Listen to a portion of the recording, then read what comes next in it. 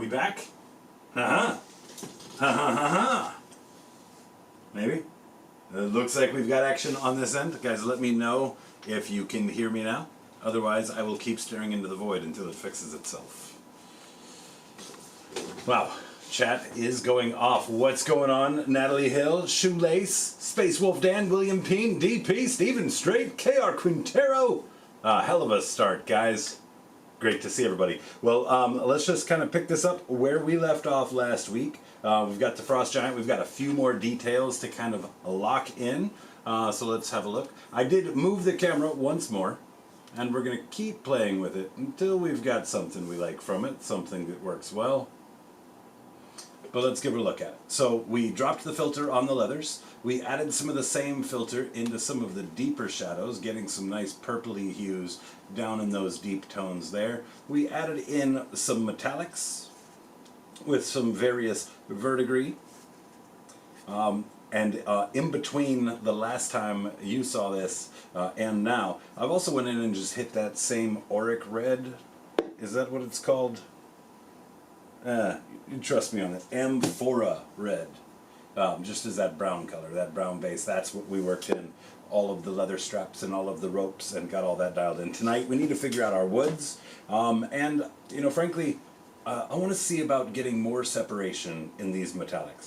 They don't look big enough. I think what's going to happen is I think we're going to push copper onto this piece here. That's going to give it a lot more warmth, a lot more punch, especially right next to the verdigris. We might even reinforce the verdigris just a little bit by creating a quick and simple wash.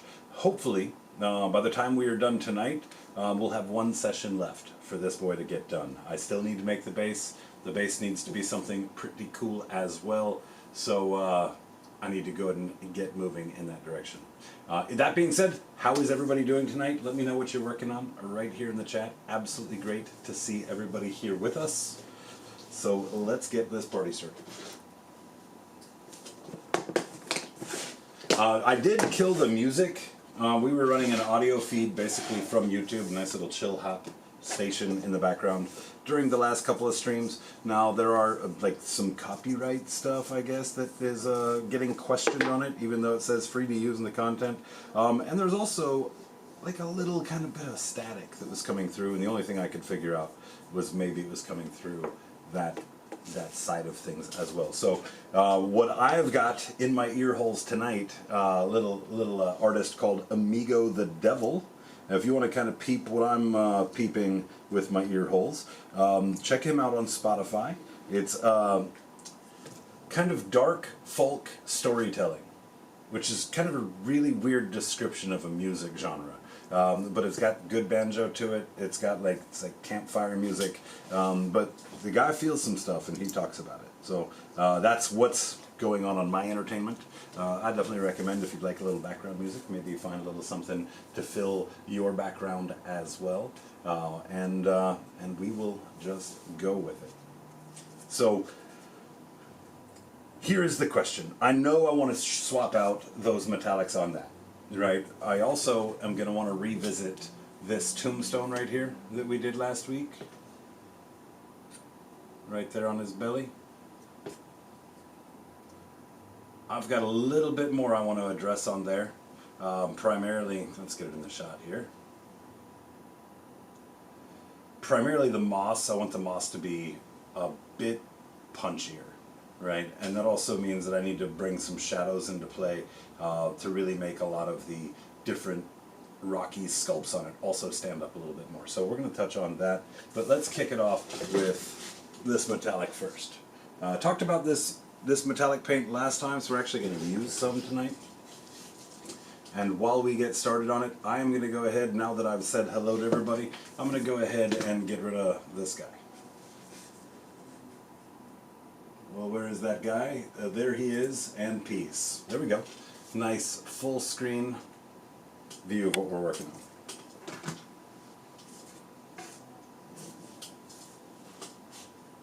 Yeah, everything's still continuing to look good. I'm the tip girl bouncer for a bunch of bagpipers that get hired out by the bars to play. We have 176 plus stops. That's pretty fun.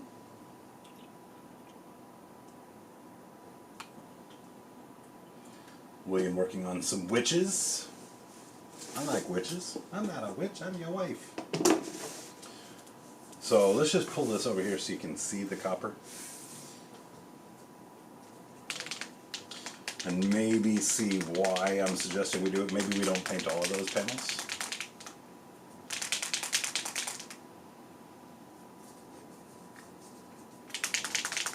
You want these pipers, you gotta go through me.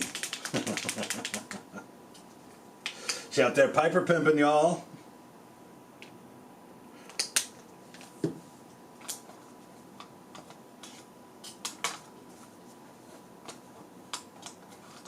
And I can even take this copper and ramp up the vibrancy and warmth even more by giving it a nice flesh wash, if that is what I'm so inclined to do. We shall find out together.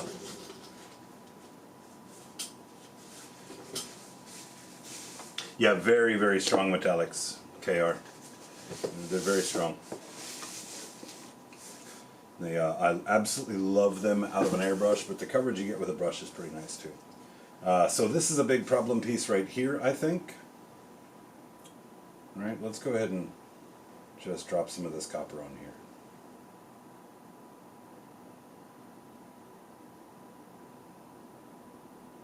Very thin, but really good coverage for how thin it is.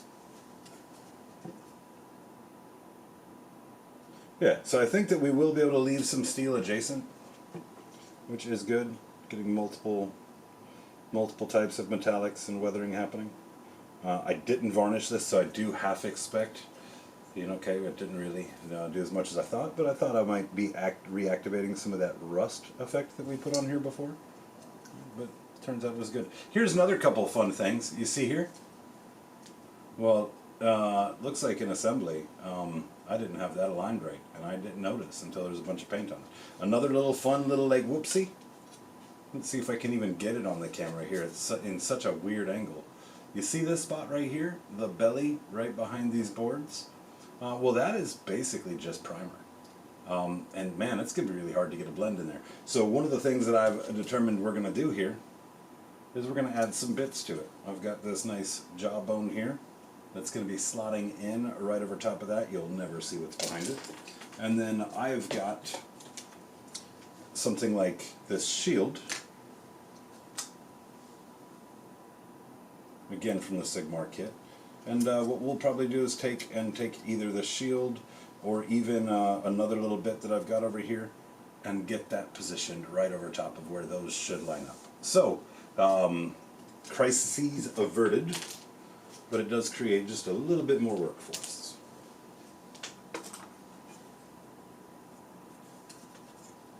Okay, I definitely do like the way that copper looks in there. See if there's anywhere else that might benefit from something like that.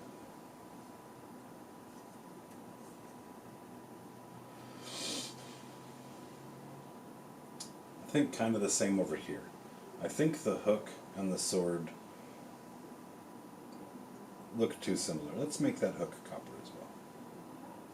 We talk about the pivot, now we get to make a pivot right here on stream. That's pretty cool.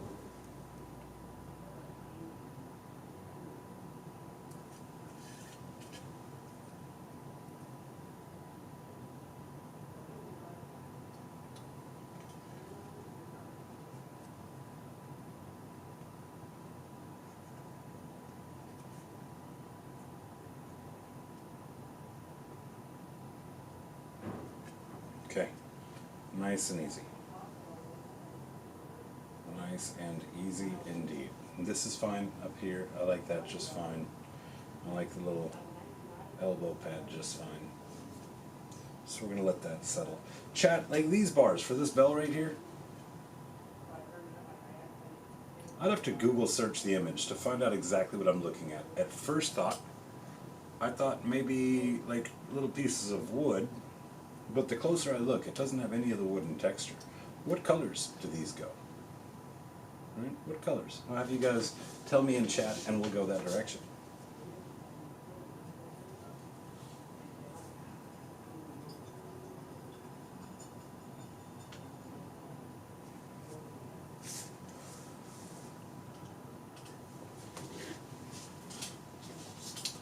Okay, we do need to work on our woods as well.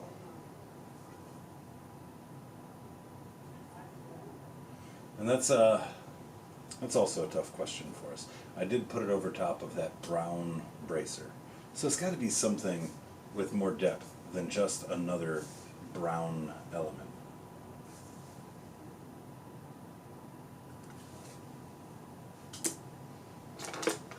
So again, we're going to kind of putter around until we get our momentum going. I'm going to start attacking things that I know are needed here. For instance, we need to get the shadows on that tombstone, right? I've got some of this dark blue gray we used originally. We're going to water it down real quick, and I'm going to just see about getting some of it dropped in the under parts here. So like under this banner. I'm going to make that darker.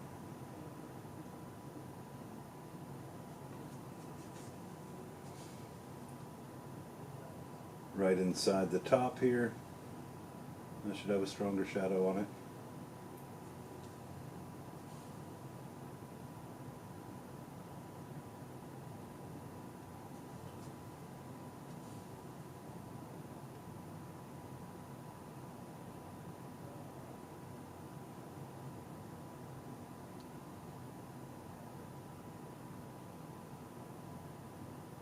And then one of the things that we didn't do with the rust nor the moss, and something that really changes the use of the product by a great deal, is applying any kind of heat to it.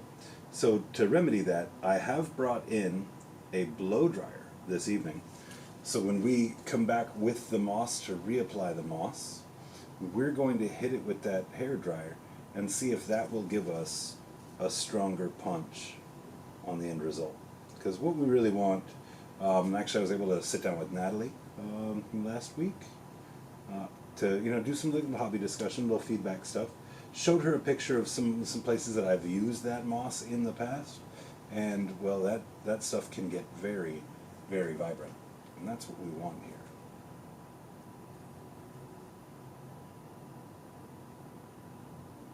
So I'm just making sure I've got this darker gray just around the spots that we want to stand up a little taller.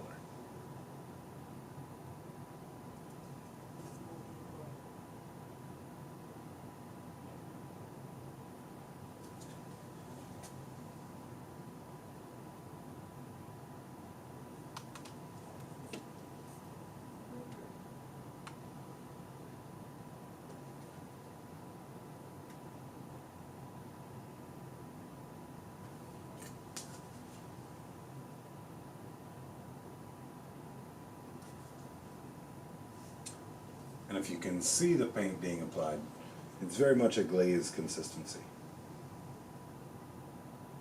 So we're going to start where we want it to be the lightest, and we're going to drag it to where we want it to be the darkest. In that case, the part of the tombstone that's closest to the top of his chest.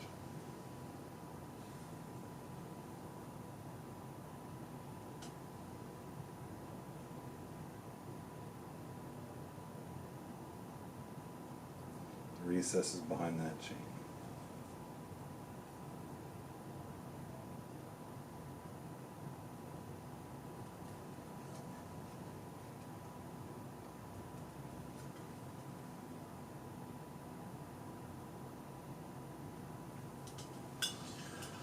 Alright, cool. And then we're going to take some of our highlight color. I got most of the paint out of my brush.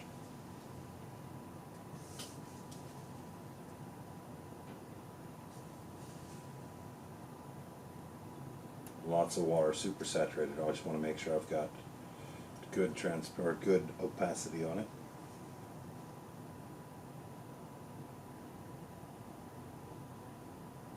We're just going to drop a little edge highlight on some of the opposite areas.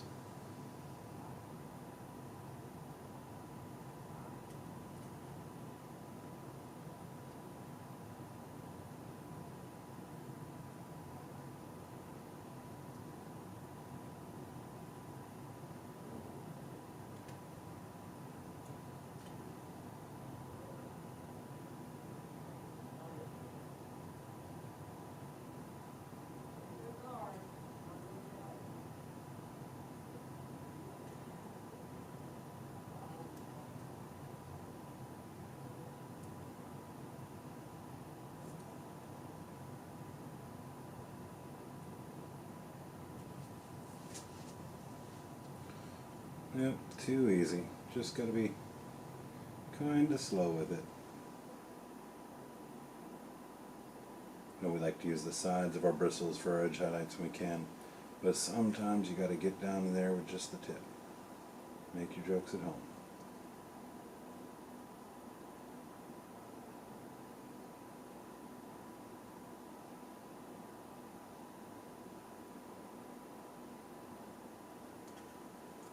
Missed out on the content planning meeting tonight. I had to get in here and get ready for the show here.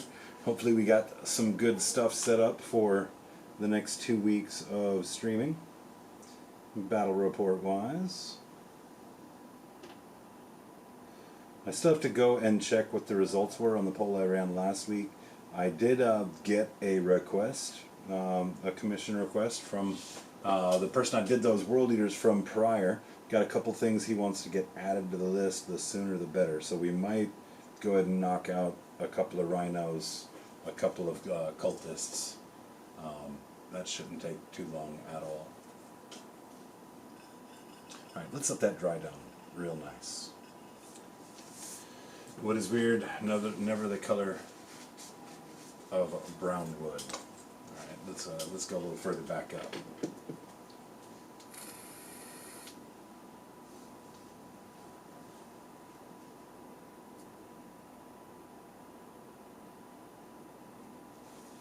Looks like stone, like the crosspiece for the bell ripped off and tied to his belt.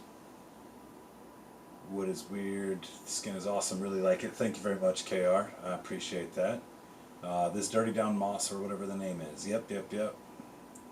That is indeed the name. That's what we're gonna be messing around with here in a little bit.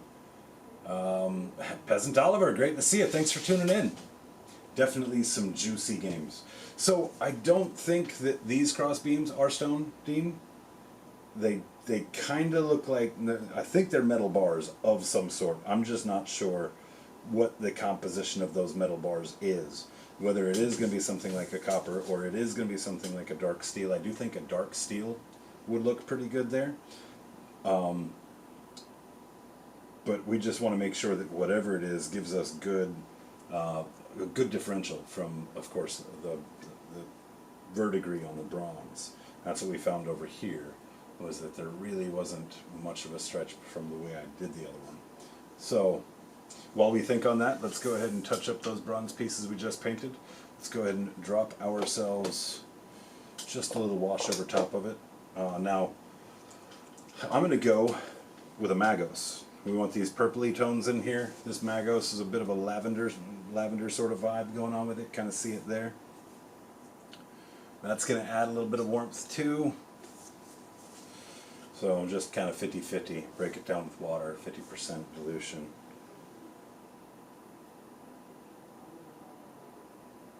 And that's because we just kind of want it to settle in certain places. We get in the shot here, perfect. Want this to settle around like the little bolts and rivets, inside the cracks. You know, this is of course our shadow that's being applied. The rest of our shadow is also purple because one trick pony over here. Right? That's all I know. But at least this time we are using a slightly different variation or a slightly different hue rather than the Leviathan we've used. Plenty. Working on a Hulk mini for my buddy. Very nice. Is that for Marvel Crisis Protocol? I've got Brotherhood and X-Men MCP over here that's going to have to get itself painted at some point as well. A game I'm excited for, but still struggling to find the time to learn it. But we'll get there. Brand new channel, a lot of stuff goes into that. So, you know, obviously, once we get our momentum going here on this channel, I'll have more time open up for sure. I've also been really, really itching for some D&D. Any D&D players out here?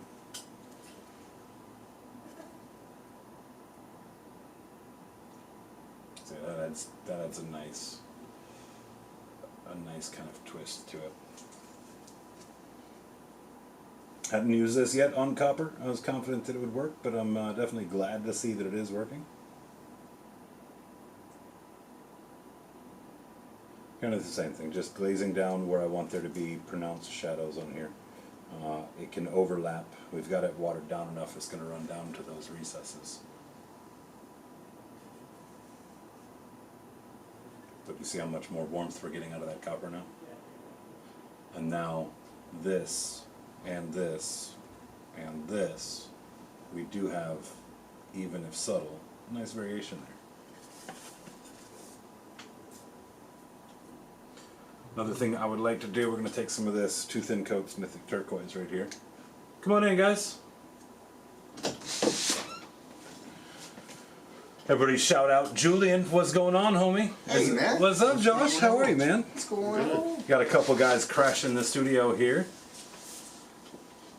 Yeah, we're trying. We're trying. Boxes are there. Yeah. Right. Pay for them up front and take them with you. I'm not going to mention that online. Obviously. Yeah, we can. Yeah. What are you guys doing tonight, man? What's going on with you? Well, got a family in town, so we're looking to go get some food. He's never had Culver's. So Never had Culver's? Okay. He's never had Culver's. So Dude, I just discovered a really nice Mediterranean spot up the road here too. Had some gyros delivered. Oh, you told me about this The place. business. Well, this is a different one actually. Oh, is it? Yeah, I What? told you about the Iraqi place. Oh, that's right. That's Dunya.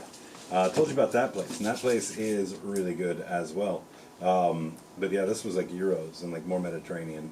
Well, we got Natalie Hill in the building, Dean P. Bro, we've K.R. got Quintero. all-star cast in here tonight. Yeah, Peasant Oliver. What is up? Steve's in there too? Hey, Yeah, man. buddy. Come on, man. It's great to see everybody. And we're just reinforcing some of the verdigris here, guys. You guys want to come in here and take a look at what I've been working on? There's no front-facing camera there, so you don't have to worry about making yourself famous. Yeah, that's good. No need for that. Let's see this.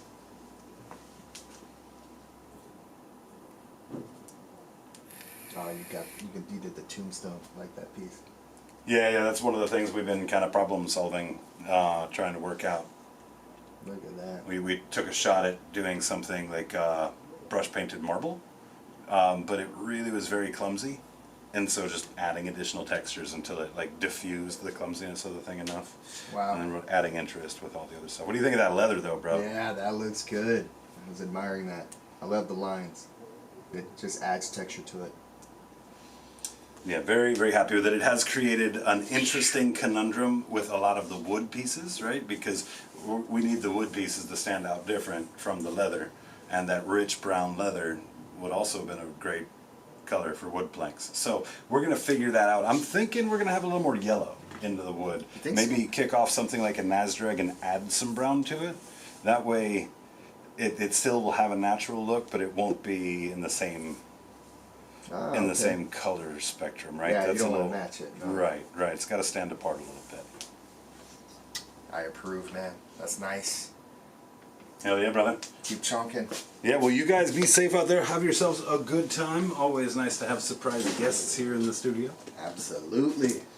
All right, guys. Well, we have got a nice little pop by from a surprise guest. Great to see you, Julian. All right, Josh. We'll see you, man. Josh, we've actually used a couple of his models on stream, on the Cave Rep stream. Shout out to both of those guys here. And just so you guys know, Julian told me around 2 he was heading this way.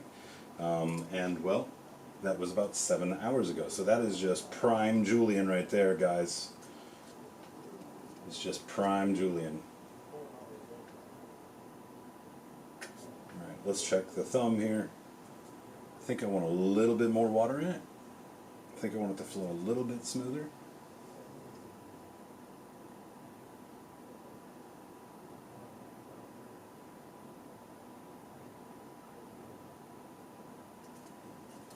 Want her to just drag a little bit of verdigris down too. See here? We got a little wobble. Well, gotta reglue it. But for now, it's hanging in there with us.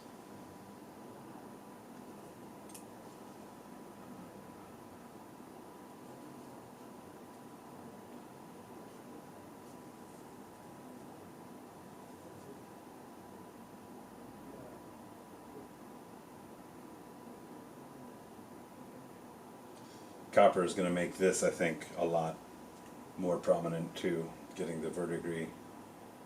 I'm going to do a little bit more than we did the first time because now it's got that good color contrast with the copper next to it.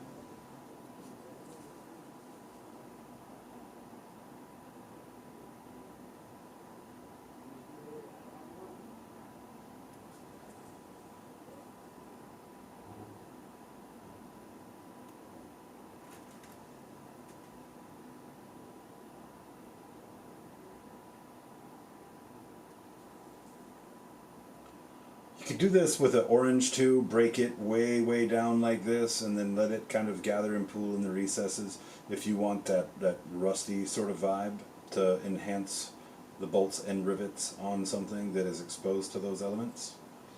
You know, just get it real thin, lay it in there, like kind of low and slow, and then when we come back across it here in a few moments, we might take a little dry brush just to knock some of the texture off of it. But yeah, I think that extra punch really helps it.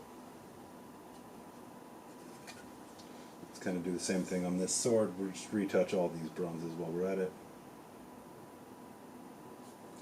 Anywhere that water might sit around on it a little longer than other places are places that this verdigris is going to be a lot denser.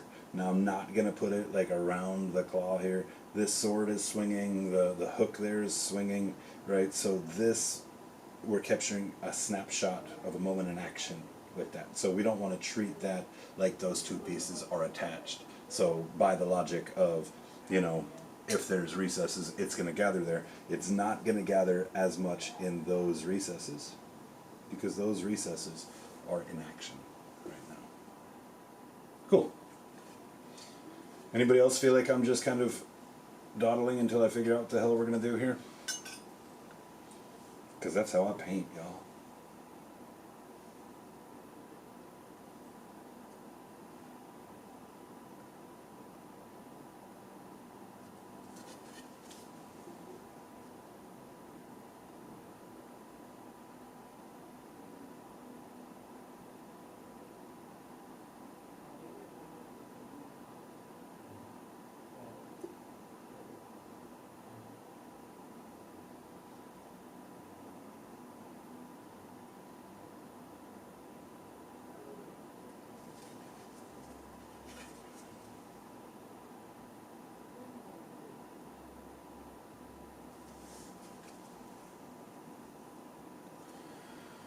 Okay, while we've got this color out, we're going to go ahead and we're going to be leveraging contrast paint for our wood.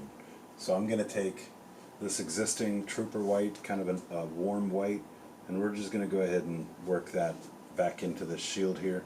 So that way the contrast has a little something to pop off of. I'm not worried about the extra little details on top of it. Those don't concern me at all because those are likely going to go into a copper or some other detail color.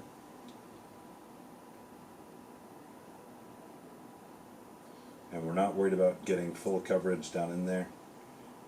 Right? Let those colors kind of in the background there. You know, work as some pre-shading for us. So it's a very loose slap chop. Yeah, I think that this is going to go dark. Right here, these metallics. I'm not sure what color dark yet, so we're just going to set it up for, you know, some sort of transparent paint and just kind of see what happens with it. We're just going to use this white to recapture some of the volumetrics of it, some of the dynamic lighting that would be hitting in certain spots.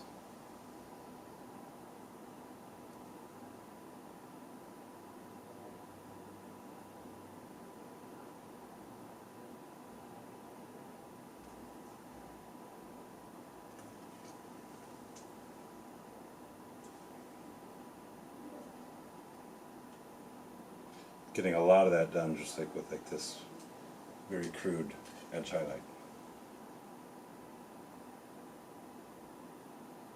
I wonder what point, okay, that's the point that my head hits the camera. Had to test it. Had to test it live. What's going on, Luke? How are you, brother?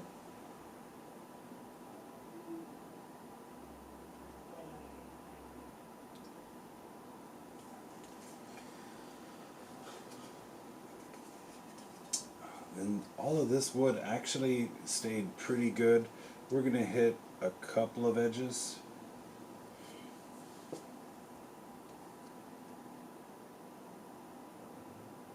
A tiny bit of blue information on here is not bad.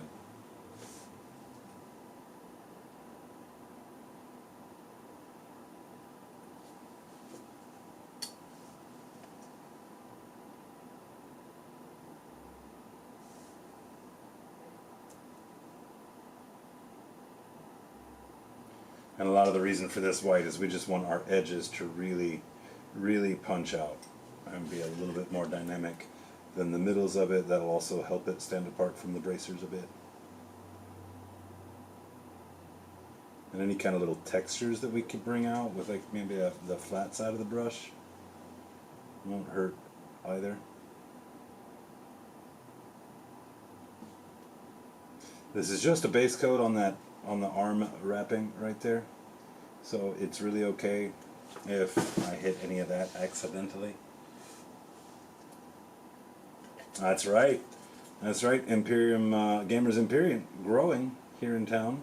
That's super, super exciting.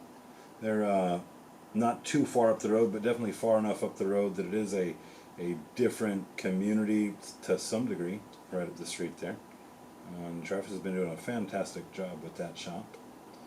So, you know, we're Counterspell headquarters here, but we want to support all the local shops in the area, you know, and well, if there's any other shop that you're going to shop at Gamers Imperium, well, that'd be a good shop to consider. At least check it out, right? Nobody is ever going to have everything that you need.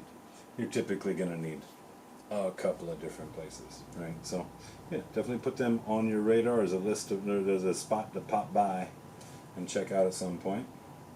Definitely comes with our recommendation, big time.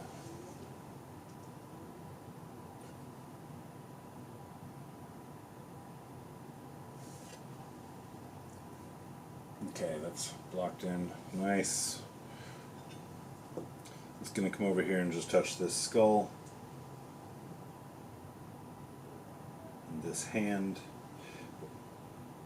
I'm doing a lot of this stuff, a lot of stuff that I can just quickly do this little piece, that little piece, because as soon as I get into getting the rope textures on there, that's going to be a fair amount of just very slow moving, repetitious processes. So, cheese curds are rare here in Colorado. Culver's does have them though. I mean, you guys are way closer to Wisconsin than we are. I would think that your cheese curd availability would be a bit better than ours. Especially when I keep seeing all these photos and stuff of like this food you're making yourself, man. Like, I know you eat good.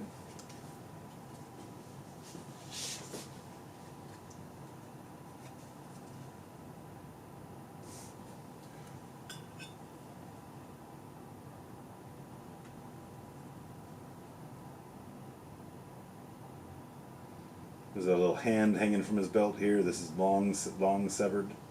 So we're gonna do something with some sort or amount of like little putrid greens in it to really show that decomposition.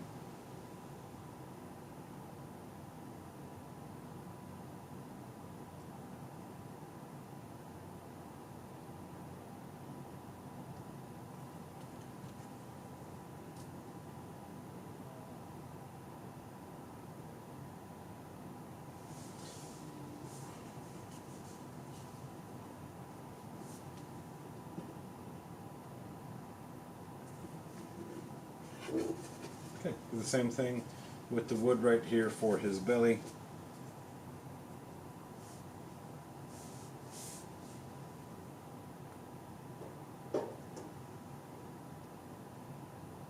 This doesn't have as deep of recesses either as those wood planks on his arm, so we're getting more coverage.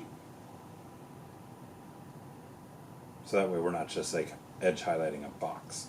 Up here, a lot of the edge highlighting we were doing was getting other individual details into it. You can kind of see up in there. So this, if we just were to edge highlight the outside of it, you know, there's not enough detail on the surface of it to pick up extra detail running our brush across the surface. So we're just going to give it more white to play off of and use the pigments themselves to kind of do something a little different. Okay, those are prepped.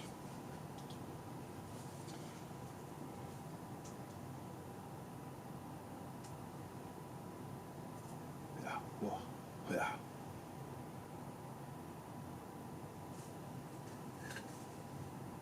Did anybody put themselves a little soundtrack on in the background, or are you just letting me fill your house with dead air half the time? If you did, what are you listening to?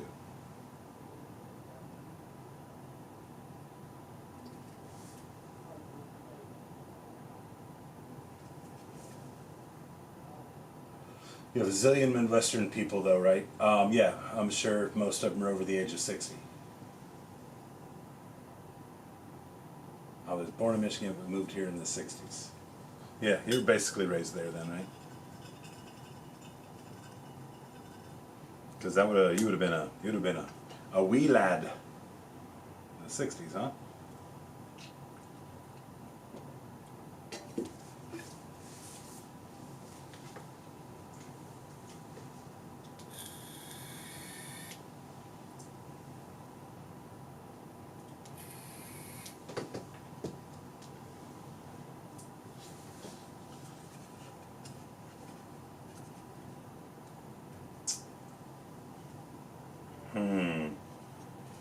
All right, let's see here. Let's see if I have in front of me the color I want. I do. Nasdrag yellow, very brownish yellowish. So what I'd like to see is the colors are fairly close, but this is going to have a lot more yellow in it, where this is working from flesh tone into purple at the highest points. So we're going to find out right now if there's enough of a delta between those two colors to really give us that contrast that we want. Guys, I'm going to be working on a series of kind of pseudo-educational videos. Obviously, everything we're doing is going to be aimed at your beginner and intermediate level painters. I am not qualified in the skill set to ready you for a golden demon, though I may have some helpful advice along the way.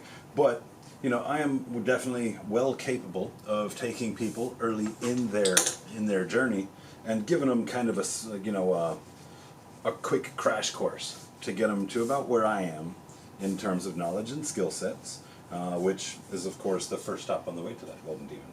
So I would be curious to know from you guys what the most interesting topics for me to address with that would be. Drop those in the comments, either here live or the video on demand once it goes live on demand. But you can kind of see how much yellow is going on there, and that's more than we want it to be. So we're going to do something about it as we go. But this is at least going to give us a good start towards some separation. And with this, we're not looking for the contrast effect. I don't want it to contract and pool in other areas. So again, we're diluting this when we're using this as a filter, right? We're not using it as a contrast.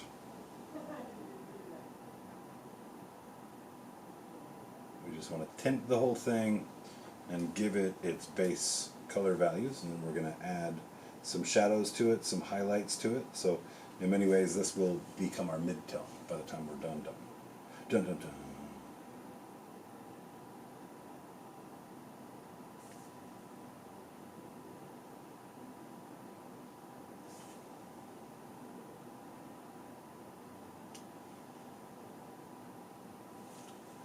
The guy is really clean right now too, so we are going to be at a later stage in the process adding in maybe some blood and some gore and some, like, you know, a little bit more dirt deposits here or there.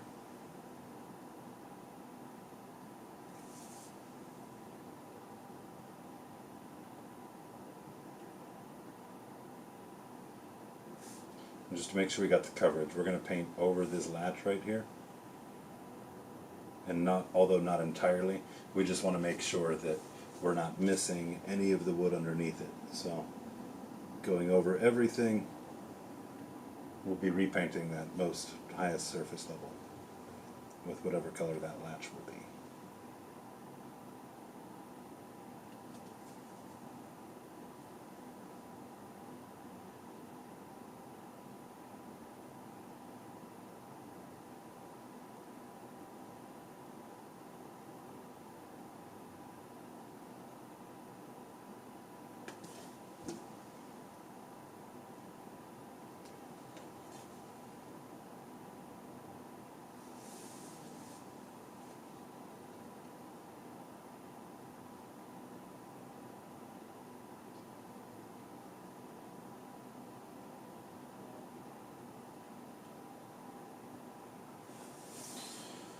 And if you're looking at it right now and going, ooh, you know, I don't like that yellow versus the purple versus all, you know, I don't either. So we're going to have to put some effort into getting it to a place that we do like it. But this is what we call the ugly phase. We're just engaging the ugly phase, and then we're going to just negotiate our way out of it. A lot of the wood's probably sourced from the same place. That's kind of my mentality here. So we're going to keep all of the wood elements in the very similar color tones.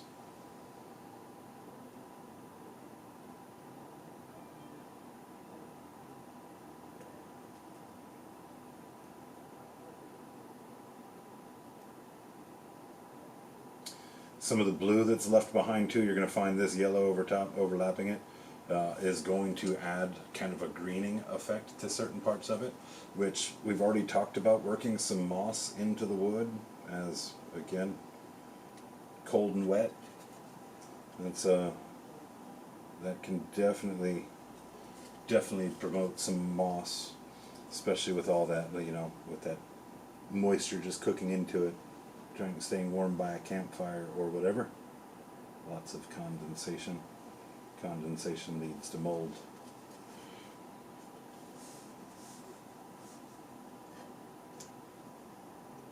Okay, make sure we're getting all the sides of the wood panels down into all the recesses. We don't want any white holidays.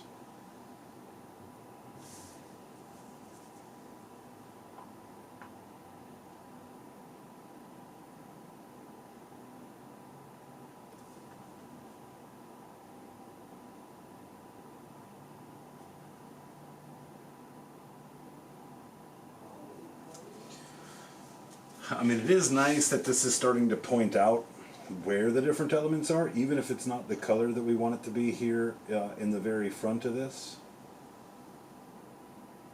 You know, the more of the white, the primer that we get removed from it, the better we're going to be able to tell like what the overall composition looks like, and therefore, you know, what it's going to need at the same time.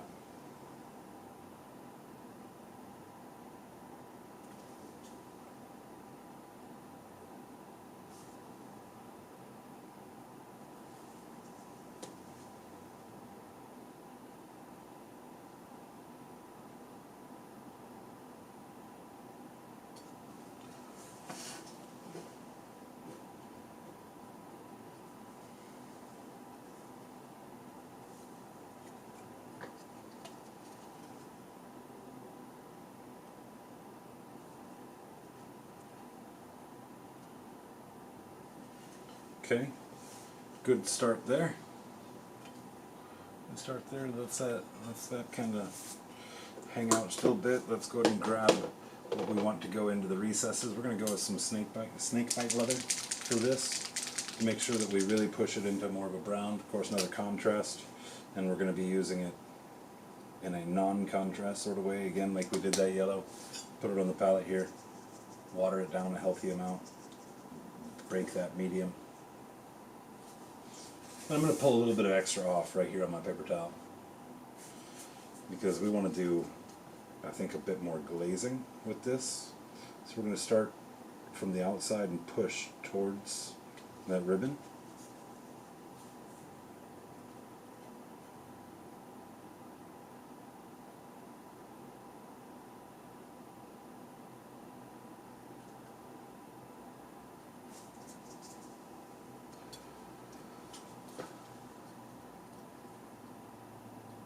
Letting your chatter fill the air tonight. Otherwise, I have a playlist I listen to. What's on that playlist? I'm definitely curious about that. I wouldn't say that my music is popular music. Matter of fact, I would die on the hill that it's not. I listen to all kinds of stuff. I like pretty stuff. Don't like angry stuff. If it's, you know, angry white people music, is probably not for me. You know, that's so a lot of your screaming, a lot of your real heavy guitars. You know, if the emotion that it is, you know, kind of designed to speak to, is anger or anger related, it's just not my bag. I like some good sad music. I like some sappy love songs. But ultimately I want to hear vocalists doing vocal things. You know, I want to hear like harmonies and, you know, people belting at the top of their lungs and crushing high notes, and, you know, that's the stuff that speaks to my sensibilities.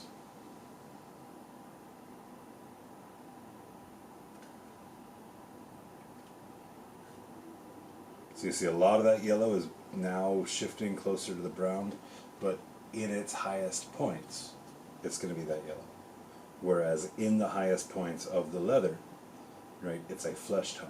So what we're trying to do there is capture contrast using saturation and desaturation, or vibrancy and desaturation, right? This wood, the highlights on it, with that yellow right now serving as a highlight until we put one more touch. Well, that highlight is a vibrant highlight. The leather is a desaturated highlight, right? So that should give more distance between our two subjects. More distance we have, the greater the contrast. More definable those details are.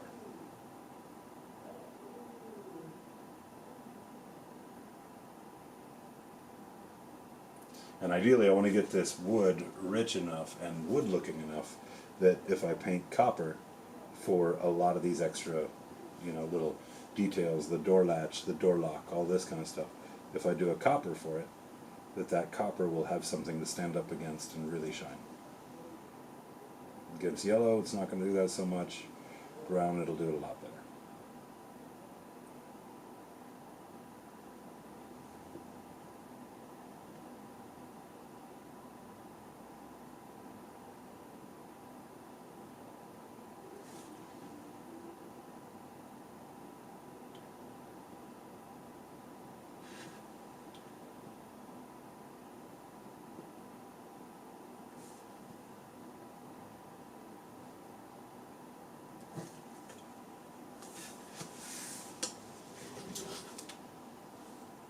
Oh, looks like we've lost the camera for a moment, guys. Looks like we had a little overheat issue. I'm going to let that kick it for just a moment, and we will kind of see where it goes from there.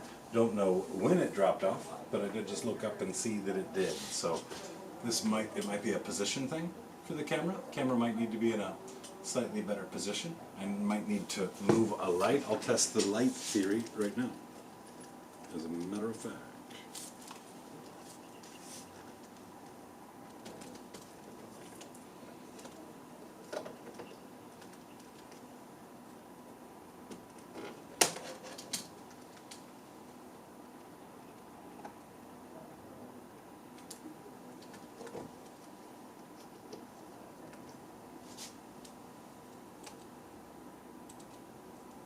Oh yeah, this guy is getting a little bit warm on us.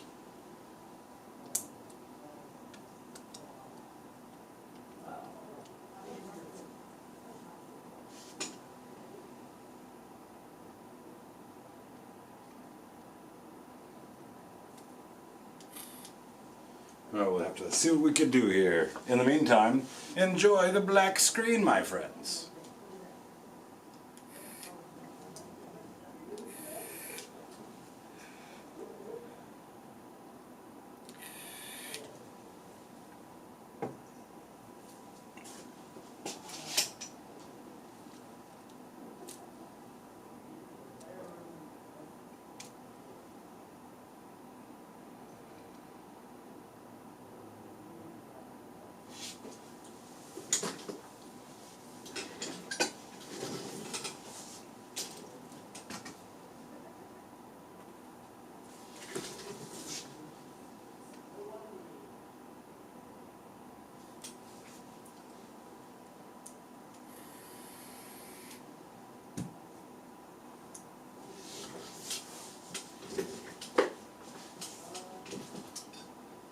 Theme P, what do we got here?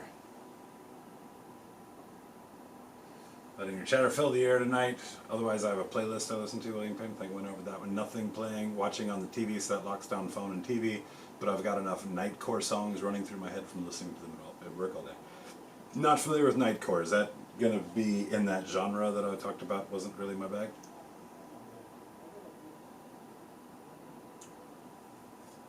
I'm about to listen to a bacon cheeseburger in the pan.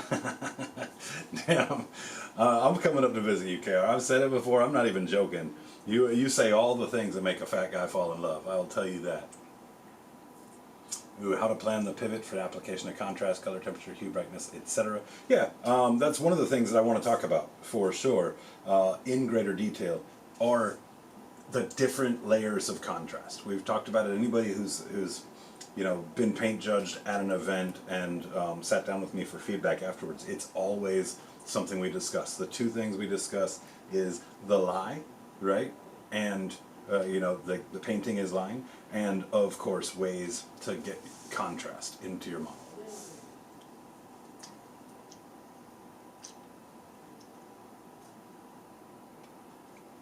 It's mostly tempoed up, anime-esque covers of regular songs, club music with a little less bass than your average house techno, EDM. I bet Eric would love that stuff. I've got a wild array of music choices on the regular. My coworkers think I'm insane, and I don't disagree. KR Quintero, listen to all genres of music. So I grew up in musical theater, right? Which explains a lot of my musical preferences, right? The vocal harmonies and all of that, right? Stage performance sort of stuff. So you're like your Les Miserables, your Miss Saigons, Into the Woods, all of these stage plays that will forever keep a spot in my head here. Playlist has Sabaton, Nightwish, Powerwolf, Linkin Park is the main bands.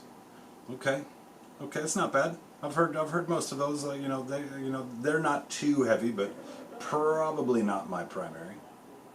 Come up here, I'll show you Fat Guy Seafood Heaven.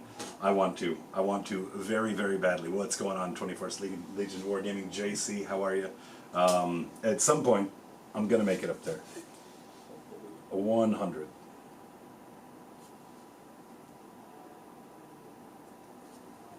Okay, let's continue on with the brown into some of the other points of the wood. A Day to Remember is my go-to music. All right, cool.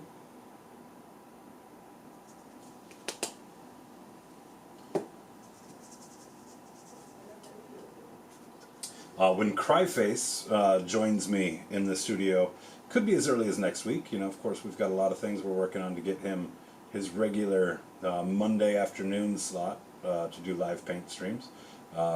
Be starting lunchtime for us. That series is going to be called Wake and Make, and really let him showcase, his artwork. Me and him have been painting together for many years now.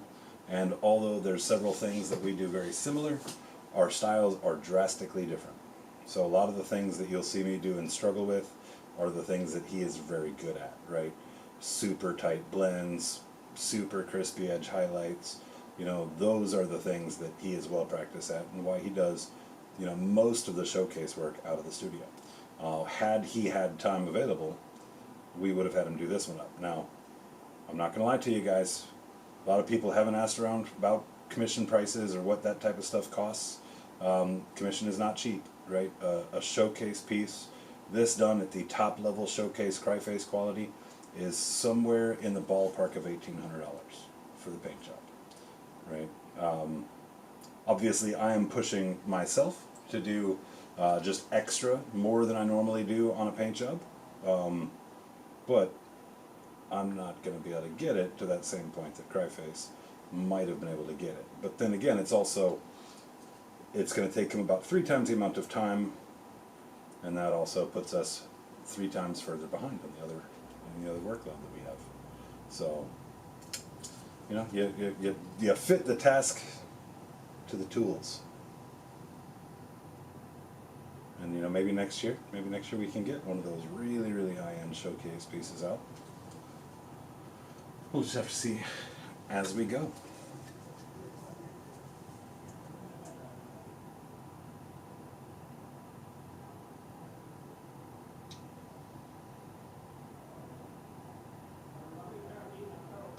Yeah, not a whole lot of detail for these to grab, so I'm just going to kind of stipple it around a bit just to create a little bit of variation, add a little bit more brown to the yellow, leave that yellow a little bit more unmolested towards the outsides of the wood panels.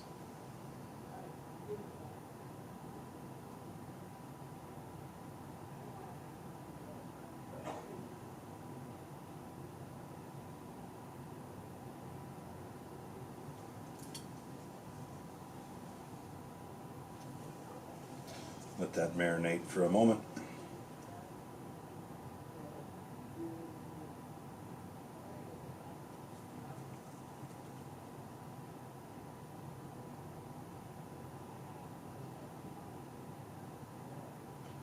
Really focus in this piece right here.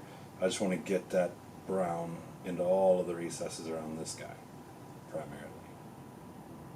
And again, let that, the outer edge, keep a lot of those yellow values.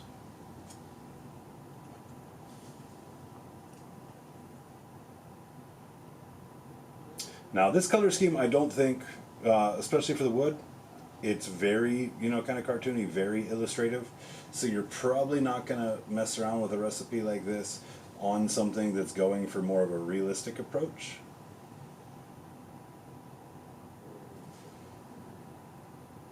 But again, that's why we picked a frost giant, right? We wanted to be able to lean into that illustrative, right, and into bold, punchy colors instead of just your typical flesh tones. So just make a plan that fits, you know, what you want your goal to, what your goal is.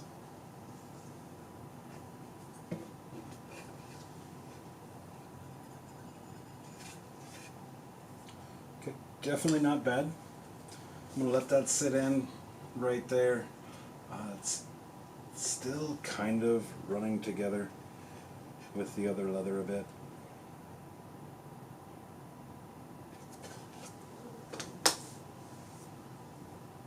So we're going to take some of this frost yellow called Twin Suns. And if you guys remember a couple weeks back, I was looking for some pastel paints that I just knew were here.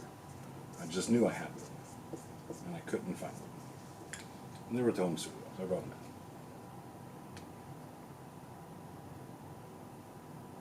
in. Many of them, of course, are going into the Kroot. Sweeney Todd is great. Yeah, absolutely great, great show.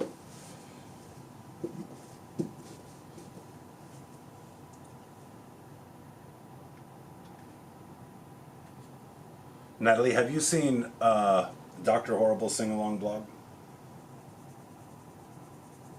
I know that a lot of people are like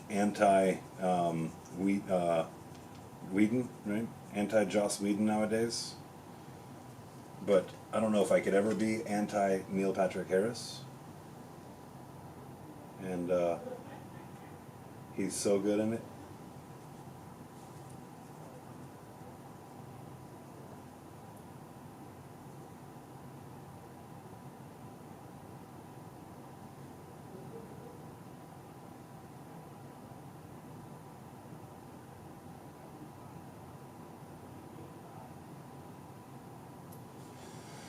Alright, so this one's going to be a little tough. I need to get it the right consistency where I get decent coverage on it, but also where it'll do lines well, like an 80s party.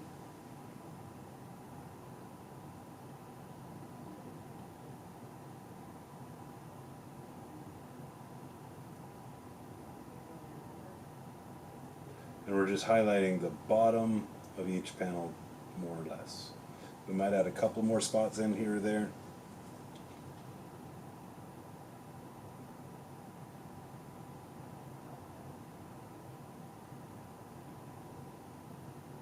And we're going with this color because we're probably going to drop another filter over top of it.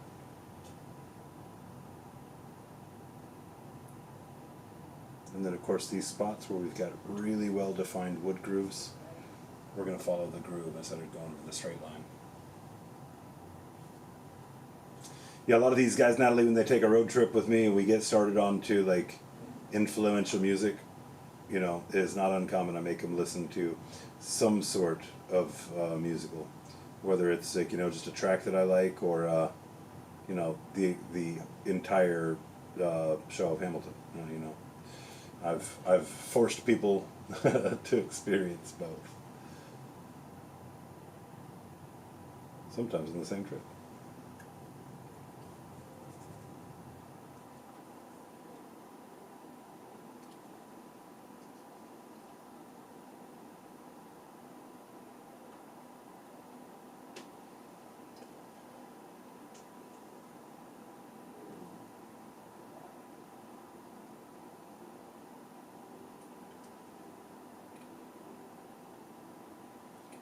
this is kind of a little clumsy. Hoping the next stage kind of helps balance it out just a little bit for us.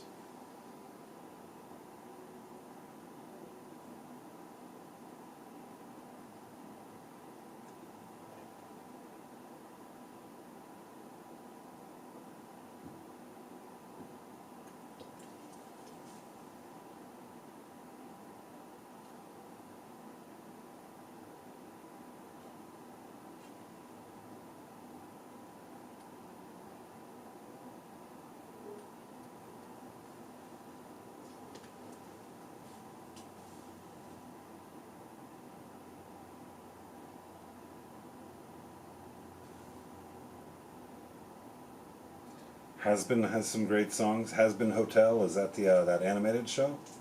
That's been recommended to me by a few people, and I have not yet got around to watching it. But I also didn't know it had a musical quality to it, so maybe I should check it out. Maybe I should. Yeah, I like to share the story with people though. Like back in my youth, you know, you guys know Luke does some producing for us. You know, me and Luke used to be a part of a group that would meet up at different parks around Jacksonville and, you know, and put on gear and punch each other in the face. Lots of fun. It was fun. Some local kung fu guys were really the heart of it. And they'd all pull up listening to some like hard rock or heavy metal like to get amped. And I'd roll up listening to like Jack Johnson or Ben Harper or, you know, something soft and pretty to get amped. Kind of a running joke. So some of these details are actually picking up really nice with this. Again, we're going to want to tint it down because just being this close to white doesn't really, it's not very seamless, you know. And there's a certain amount, even in an illustrated paint job, there's a certain amount of believability you have to bake into your color scheme, right? Because again, we're lying. We want you to believe that this is something that it's not. And so there are certain things we have to do to make sure it's not too difficult to believe that lie that we're telling.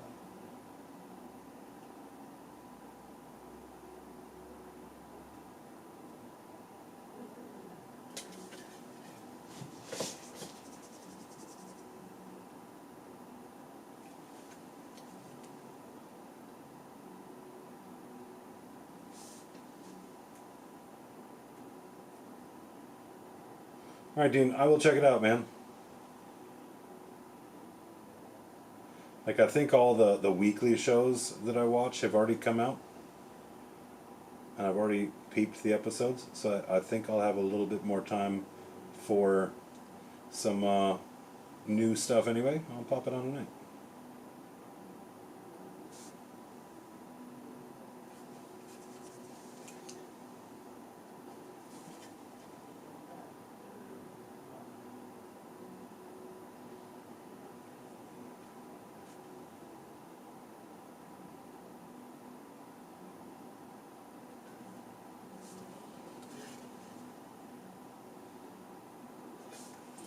Yeah, you can really start to see all of the details of the wood though. And now it is standing apart a bit more from those leather bracers.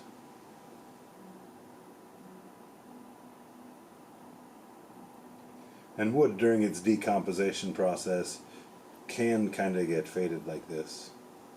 Yeah, you also want to think in a snowy environment, like that whiting effect on wood is typically caused by like baking in the sun. And think about snow goggles, right? When you've got the entire place covered in snow, that sunlight that is peeking through is bouncing around and amplified a whole bunch. So I could see it making sense for being a snowy environment that's kind of causing some of the whitening of the wood.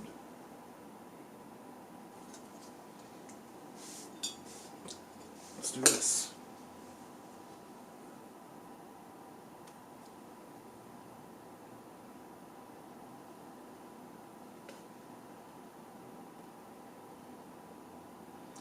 Yeah, we want to knock some of that off of that some of it's like a little bit too crisp on the white, so we're going to add a little filter to it to fix it. It was pretty easy to do up top here because of all of the extra details that we've got in the sculpt. Some of the other ones are going to be a little bit more difficult. Again, these are kind of flat panels. So let's just try kind of a more traditional edge highlight for them.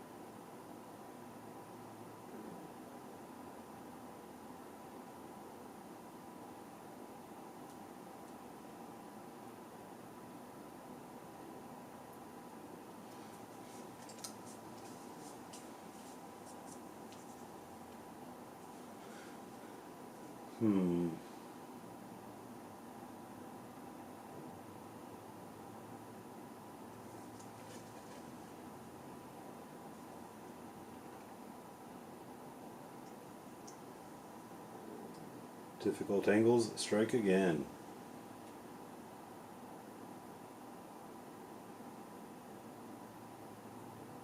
Yep, if I ever do one of these again, I mentioned it last time, sub-assembly would be key. Having multiple spots that I could paint separately so I had full access to all the angles I might want to put my brush, and then attaching them after the fact.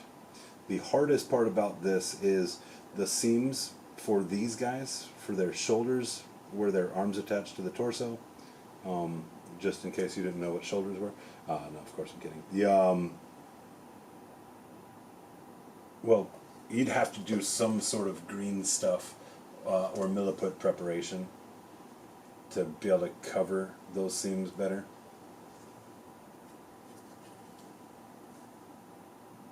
But I think it would add a lot to it.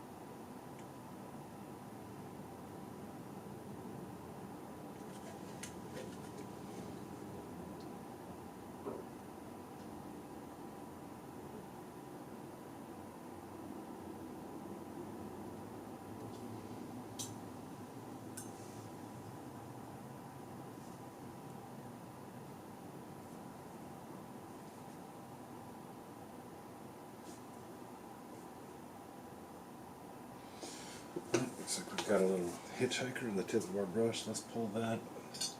Get our tip back.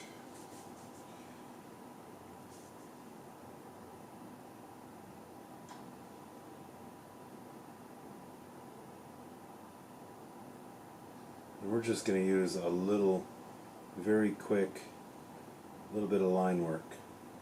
Just to add a little bit of detail to these flat panels.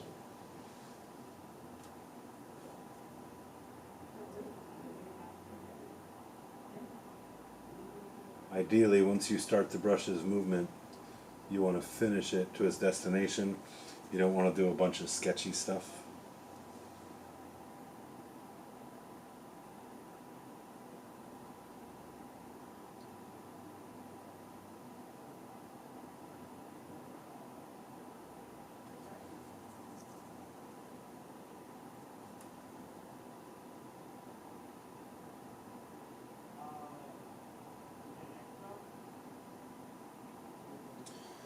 If you have tuned in and haven't said hello, make sure you say hello in chat. I'd love to say hello back.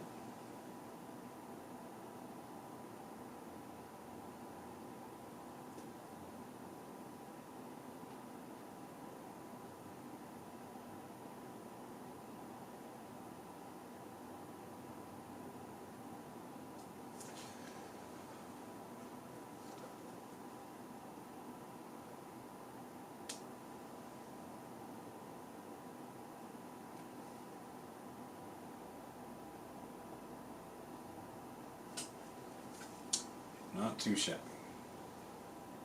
I think we're starting to get somewhere. What's going on, Jordan? How are you, my friend? Jordan's excited about that Emperor's Children box, I'm sure. We're going to go much heavier on the edge highlight up top.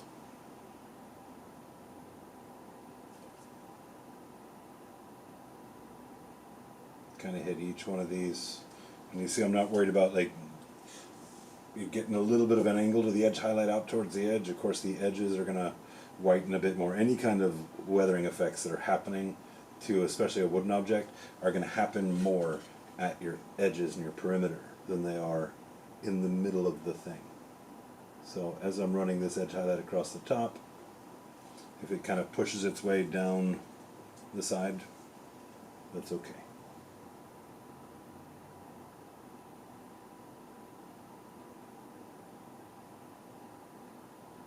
And then like that first piece, if there's sculpted detail, then we're going to help that sculpted detail by putting a little bit of paint on in such a way as to enhance it. So like there's a break in the end of that piece of wood right there, and it kind of splinters off. Well, we're going to give it that extra little touch.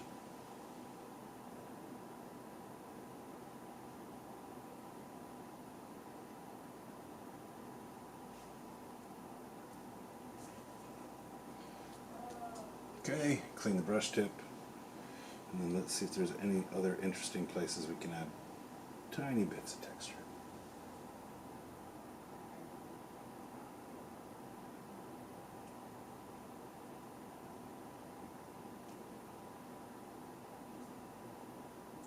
There's a lot of this too. Once we hit our matte coat across everything, a lot of these extra tiny little details that we're adding are going to become much more prominent. So again, very important that we take our time and don't just do anything too quick and chunky, right? But also, right, the extra work, if we get the matte coat on it, the extra work will add a lot of dimensionality to it. You have to remember, this chest piece right here was smooth plastic, right? And that's what we're trying to look at as we encounter this model. You know, how many places can we add an implied texture to it to give it depth? We're able to accomplish a lot of that on the leathers. We're able to accomplish a lot of that on the flesh. We might not be able to do it on every single element of the paint job. However, the places that we can, like bones or up top, are going to be another great opportunity for it. The places that we can will add an immense amount of value.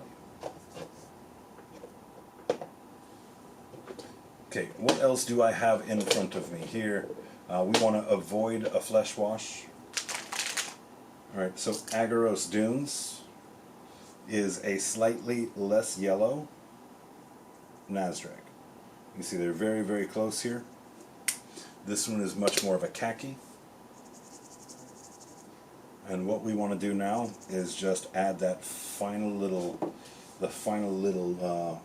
tint, the final little filter to the area where all this is super white. So let's check our coverage. Our coverage is faint.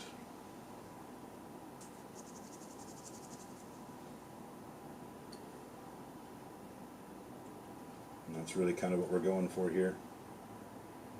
Something that can be painted across the entire thing to unify all of those tones. So the highlight we just painted is still going to be there and still going to be prominent, but it's going to have a touch of the same hue across all of the wood. So that'll keep all of the dimension that we put into the model with the different painting and highlighting layers. But it'll also mute down that highlight a little bit and marry it to everything else.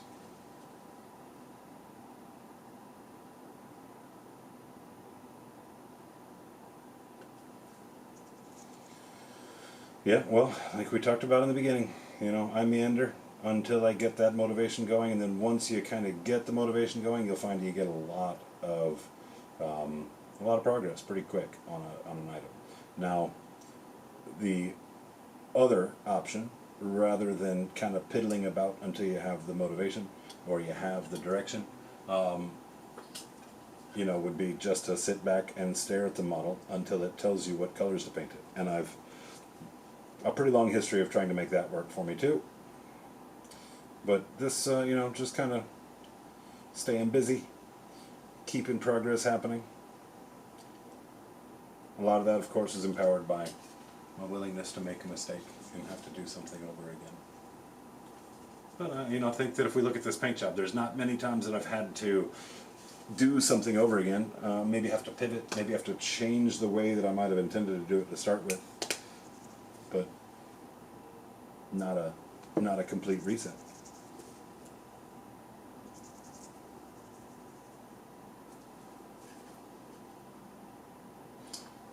But yeah, you guys see why I like contrast paint so much?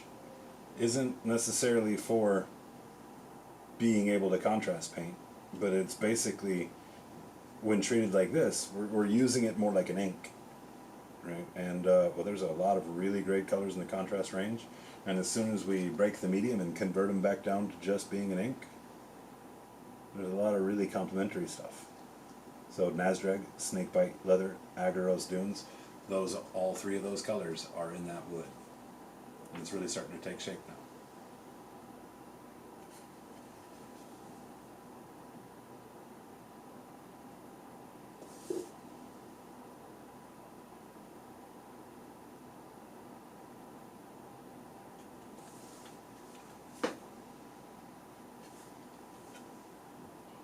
All right, stand up, stretch it out, view it from eyes reached. Let's find out what this thing is missing.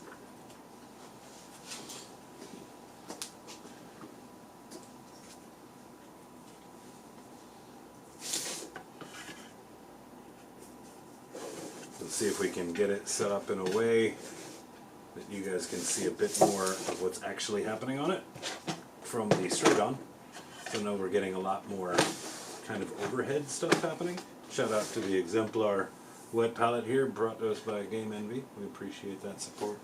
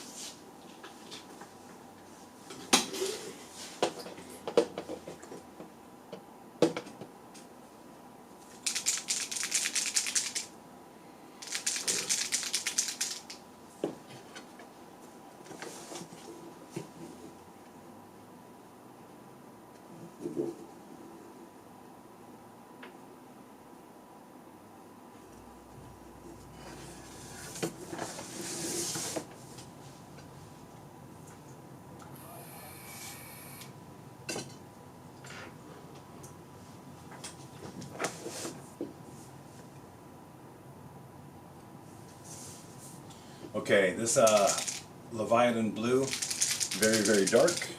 We're going to use it as a black proxy to darken down the steel at the top of this bell here, and then we're going to add metallics to bring it back up. Right, we're not using black because black is boring. Hopefully that is not taken out of context. But the same thing with white, black and white, very boring. Add some color to it, it becomes much more interesting. So when you look at most of the highlight colors we went with, you know, the Frost Giant's not highlighted with white, he's highlighted with a very, very pastel lavender. Right? The wood we didn't highlight with white, we highlighted with a very light pastel yellow. Find places to add color values into your work, and it'll go a long way for you. You see how dark that is? But it's also very cool because of the blue inclusion. So let's just go ahead and slather this on here. Maybe thin it a little bit, and let's do 2 layers if we need to. We still want some of those highlights to be there, if nothing else then kind of a guide for us for our silverings.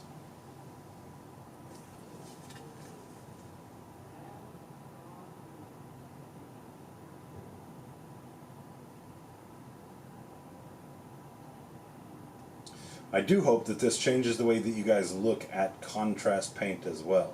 That contrast as a tool was made for you to be able to just slap over top of something, maybe with a light zenithal highlight, maybe even just painted white or rattle canned with one of the things GW recommends from their contrast, you know, sort of instructionals, right? But that's just one way to use it. painting with contrast paint is a great tool that can be leveraged in multiple ways.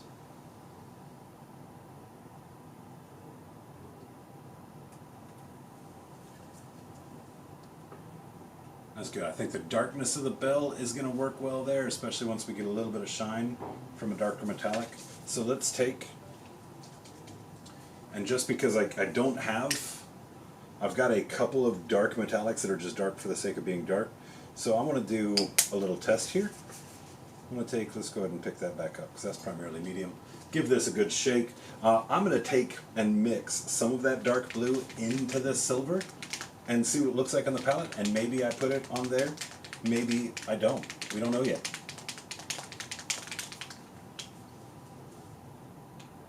Just a little touch. Let's grab some of that blue.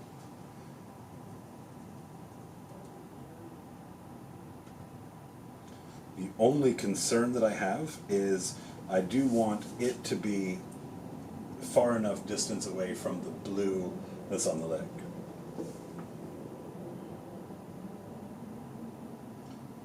We don't want it to be super shiny, right? This thing isn't getting polished.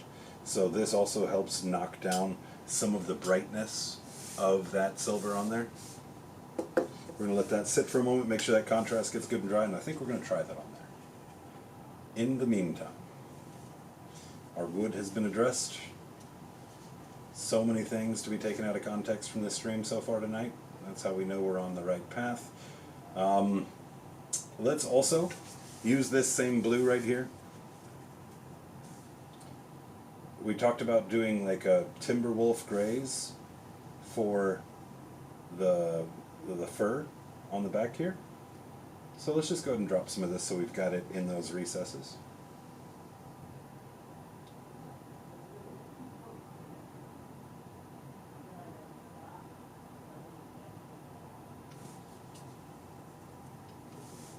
The more of the white primer that we can get knocked off of this model, the better.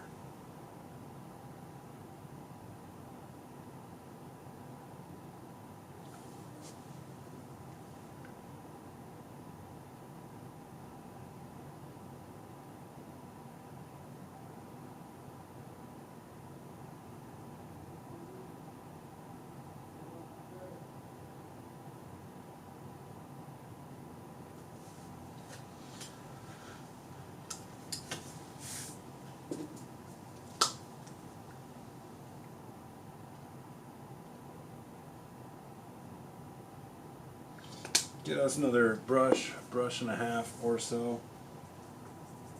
Full brush load of water in it.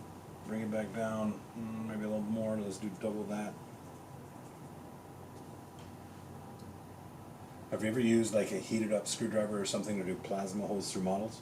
I haven't. I have seen people do that, and it is intriguing to me. At some point, we may mess around with that. How about you, JC? Have you tried that recently?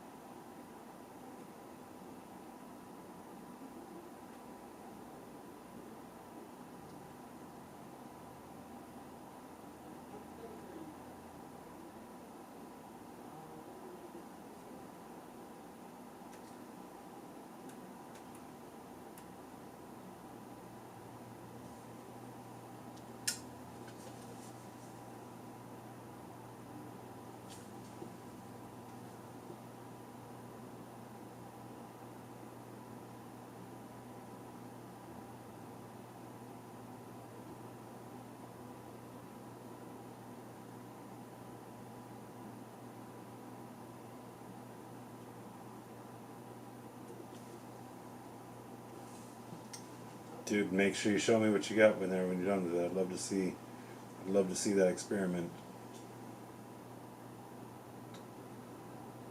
Guess who just found another tiny little piece of leather that got missed? We'll see if it needs to be addressed once we've got the hair painted. It might just disappear.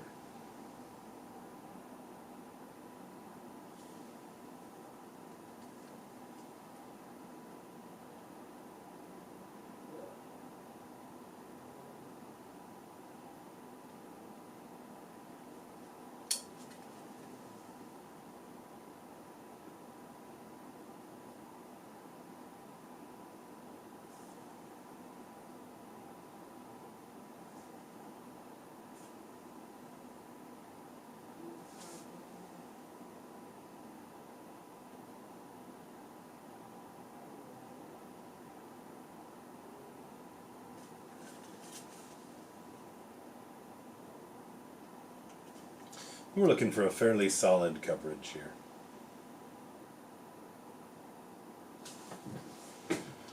And then we might actually have to do the bones here before we do the highlights on the fur. There's a whole lot of overlap on the fur, especially right here where we're getting paint right now. A lot of little pieces of fur just overlapping that bone. And if we paint up all the fur exactly where we want it to end, and then do the bone work, well then we're going to have to come back in and then touch up the fur.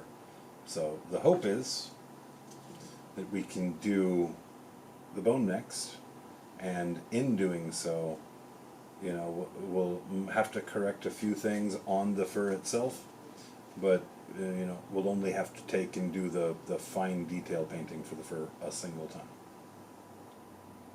I remember we pre-shaded all of this with that Leviathan purple. And so this blue is also allowing, you know, that it to mix and meld with that purple, where you can have certain edges, like right up top here, where the purple is more prevalent, but it'll fade into the blue because the blue is dark enough to kind of take control of it once they intersect, right? A lot of times you have to think about when you're layering different colors up, if those two colors fight, which one's the strongest? Which one's going to end up the most visible at the end of it? A lot of times, as you know, darker paints can overpower lighter paints.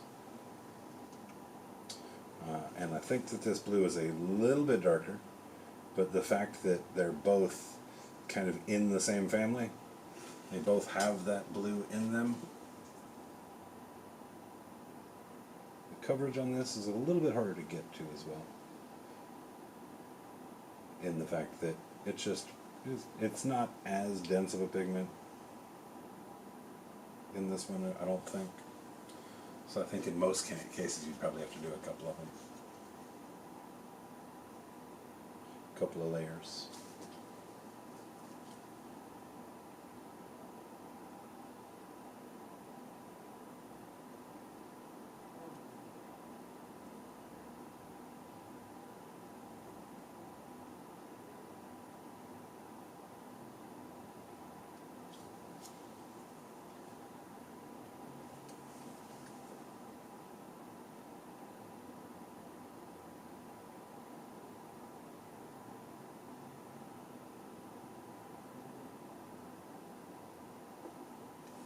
This all looks super messy right now, but we just gotta trust the process.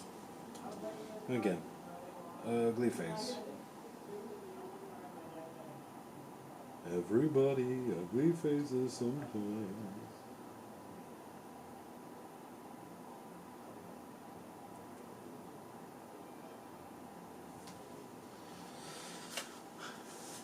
But it is pretty satisfying to have that no longer be the white, even if it doesn't have a whole lot of punch and detail to it at the moment.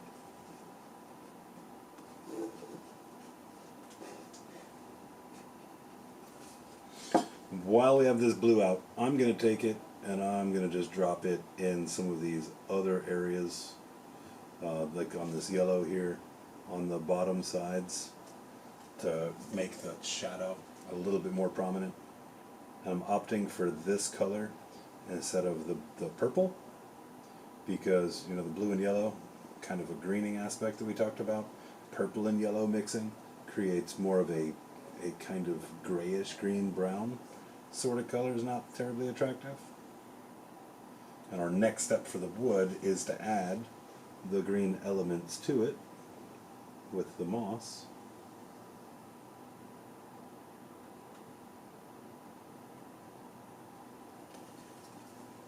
and stronger shadows make for better detail.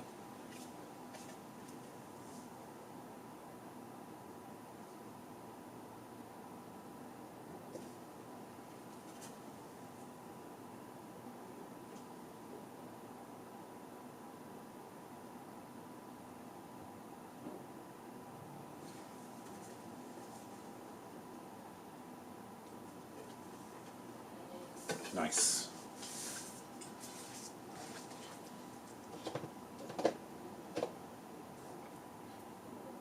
Ah. Little plague bear's flesh for that rotten hand right there.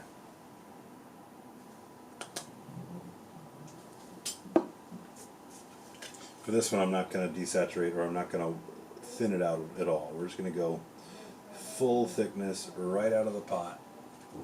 Get it on there. It's going to be kind of complementary to the wood as well.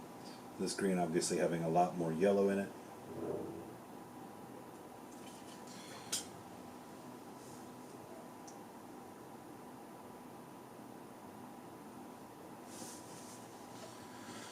Let that settle in.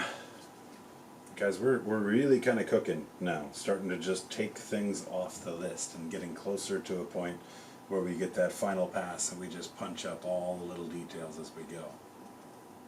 So very, very rewarding, very satisfying, I should say.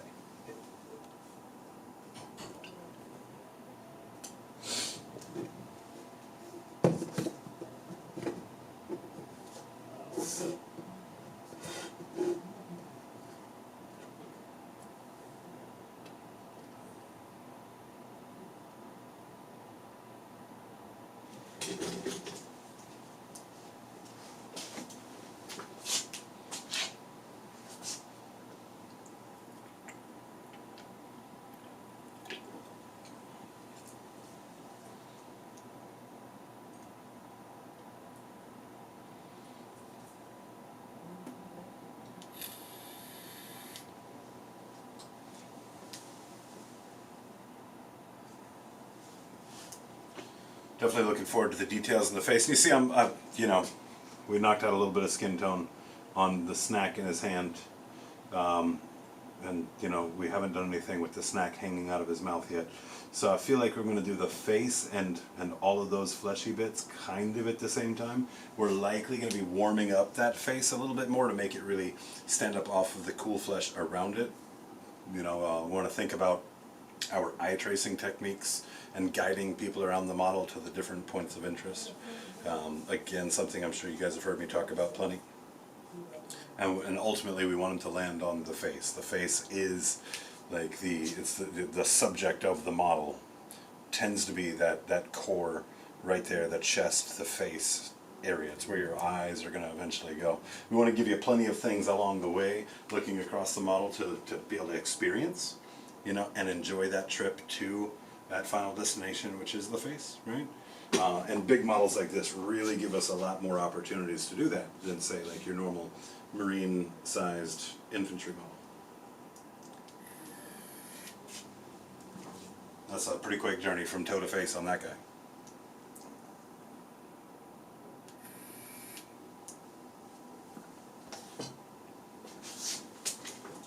Okay, so let's get back our moss right here. I'm going to mute myself for a few minutes when I've got this going on.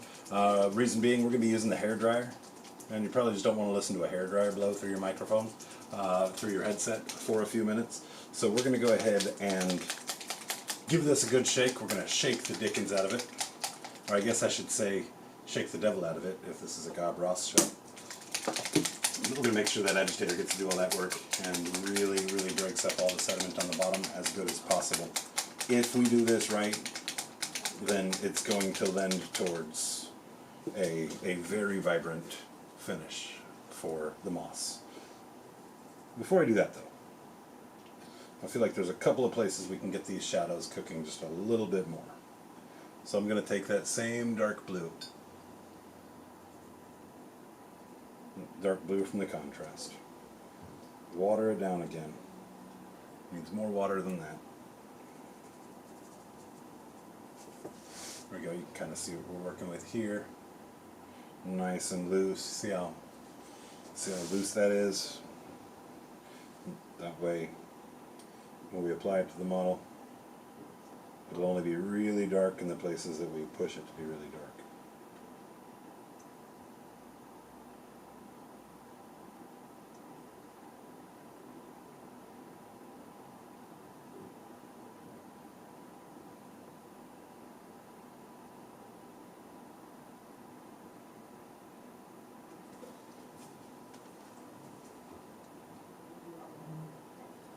I think you can start to see the filigree on the stone a little better this way.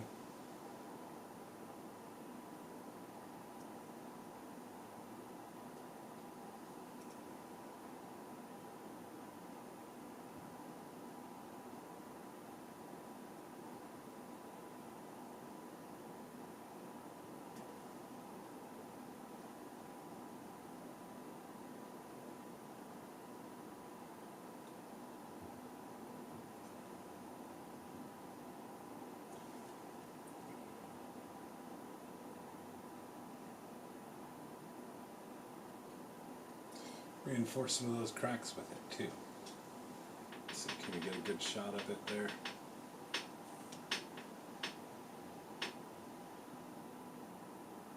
Cool. Cool indeed. Alright. Now we have to wait a minute to do that. So I'm going to go back to where I had that gold or that metallic mixed with the blue. And we're just going to go ahead and add just a bit of that pop to here. Not a whole lot going up, so let's grab a little bit more of it.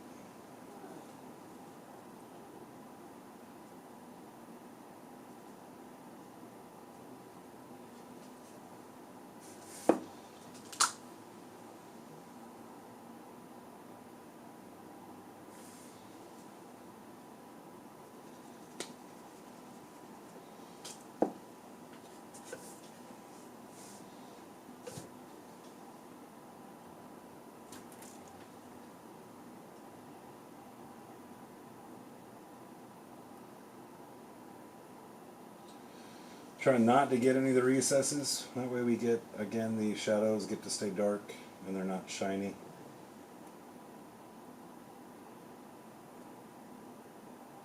So we're really just touching a couple places on it.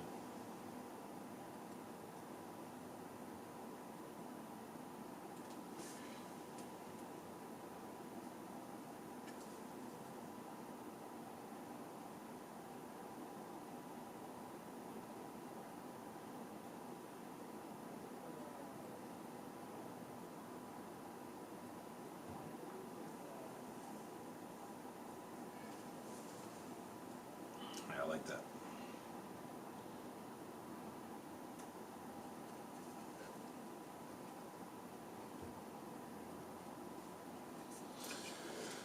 I'm going to take some of that here and let's see what this guy looks like with that bluish metallic as well.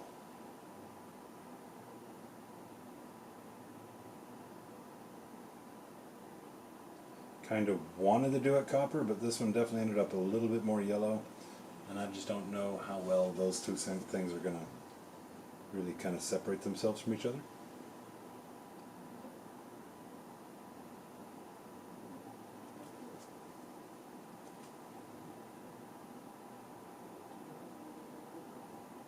The dilution on this is creating a bit of an issue right now, being that, like we talked about, it's naturally a pretty loose paint.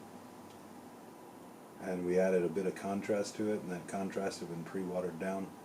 So we just got to be patient with it. It's going to be a couple of coats. We don't have to be immaculate with the paint job, but we also don't want to hit it and have all of that run into the recesses.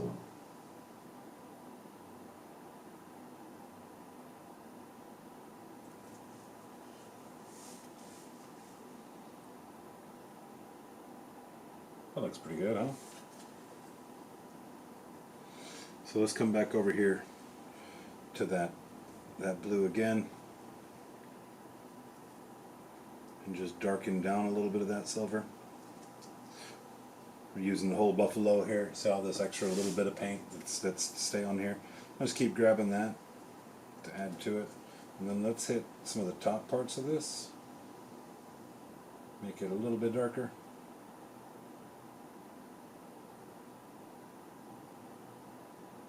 So it's not just one flat color across the whole thing.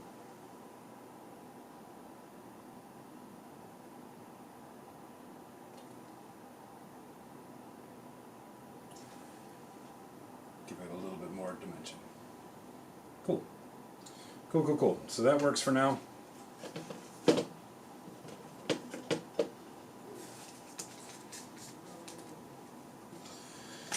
So, over to this moss.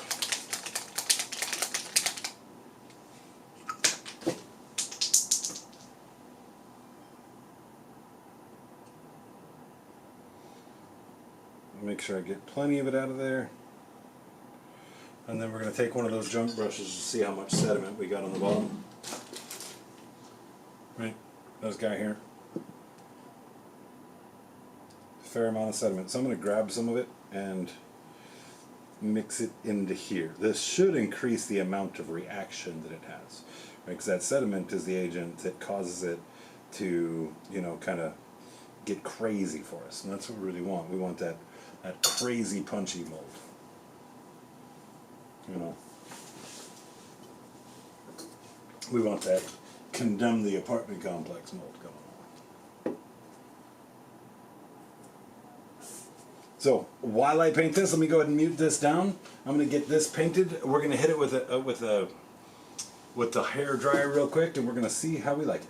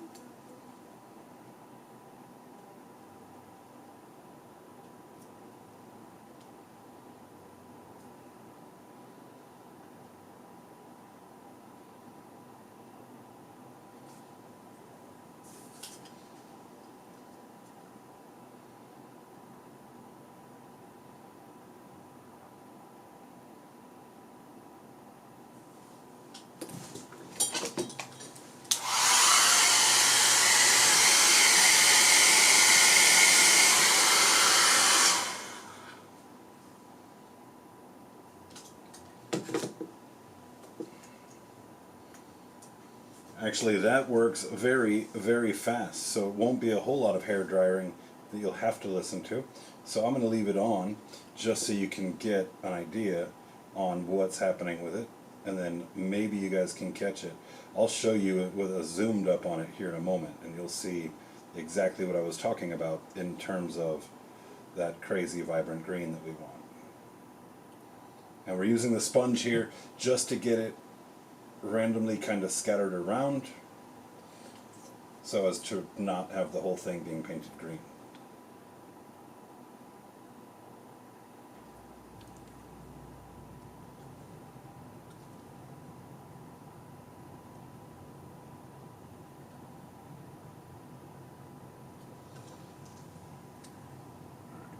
We zoomed all the way in.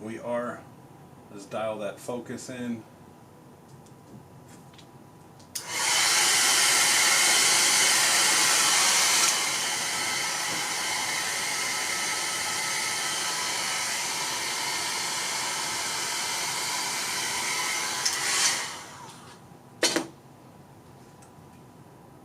Now look how much more prominent. And again, we're going to be cleaning it up off the bands right there and everything.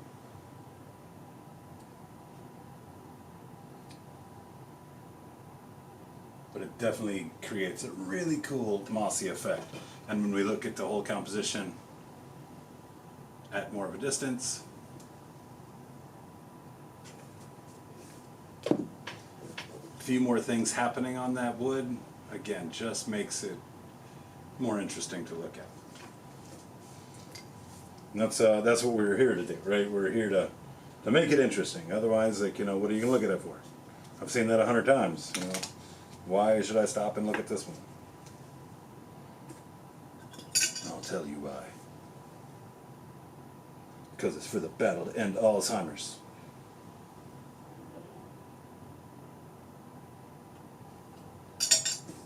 Same deal again. Get a little on there.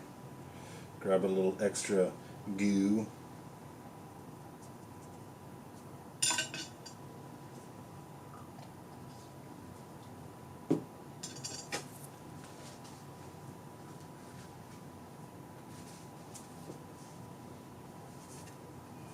Working time on this is pretty short too. So it dries down pretty quick. So you want to do little pieces at a time.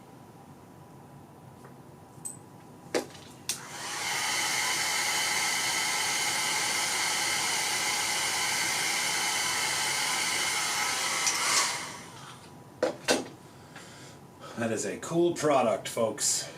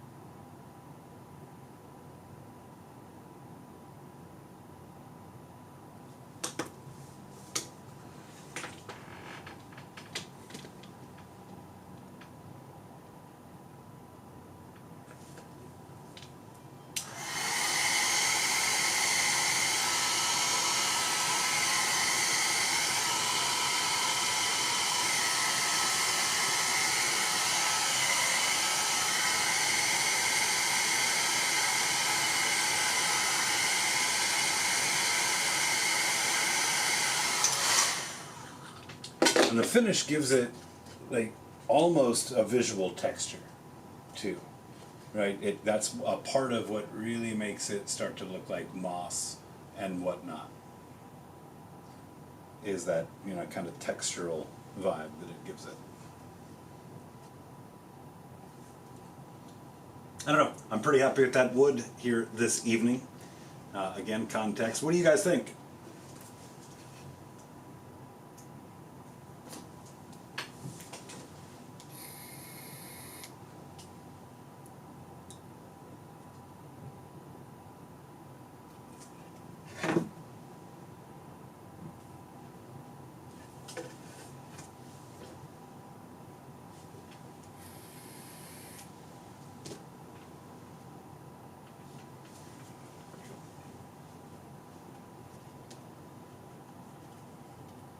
Because of the tedium of the rope work, I think that that's going to be the last thing we get started on tonight.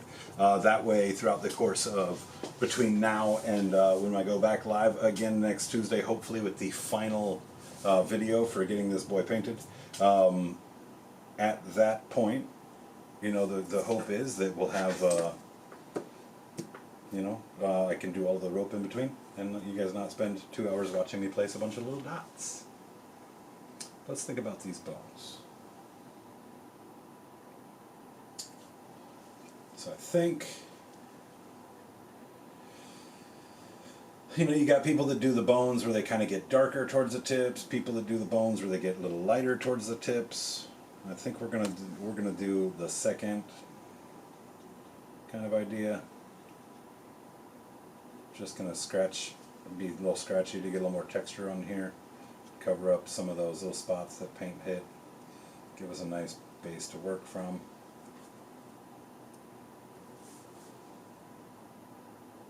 If we're looking for something quick and efficient, you know, do something like that Agaros Dunes that we saw a moment ago. A little dry brush over top of that. You know, and then from there you add on something like a skeleton horde over top of it. You know, the double slap chop or the slap slap chop chop or the multi slap chop, depending on which content creator you're watching. You know, everybody's got names for stuff like they invented a thing. We've got a collective here in 40K, and if anybody is subscribed to any of those painting groups, like the Heaviest Metal and all of those, well, you're going to find out pretty quickly that it's going to be pretty hard to invent a thing. There's so many people out there that are doing such cool things and experimenting, you know, that you can do a variation on a thing, but to do something that's completely original is very unlikely.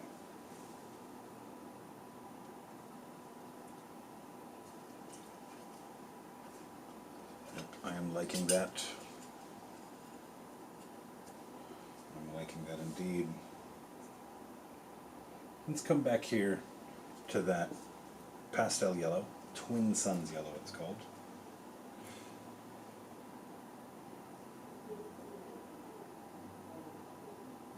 And just drop some highlights on this little hand right here.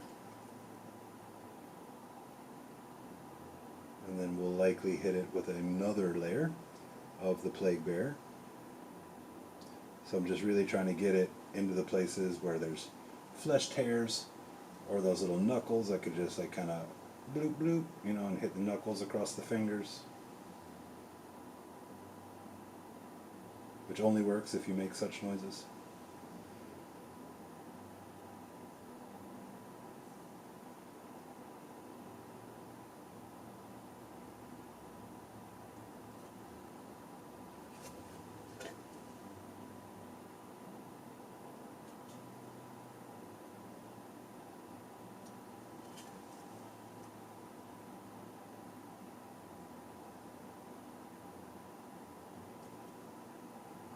Run that ridge right there. That's going to be getting a lot of light. And then we'll retint that in a moment. Okay. Cool.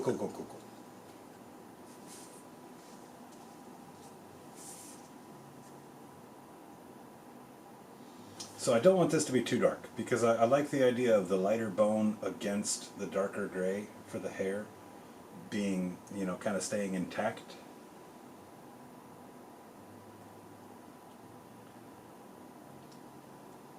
Bronze has got kind of a greenish hue to it. You add the verdigris in there, it adds even more of the green in there.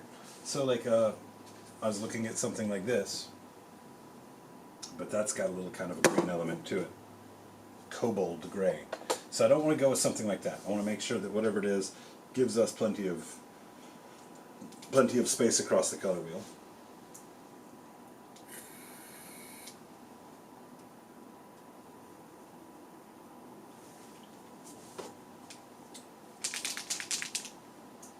So I think we're going to go with that Agaros Dunes after all. Right? Whether we go that slap chop route, well, let's find out. Together.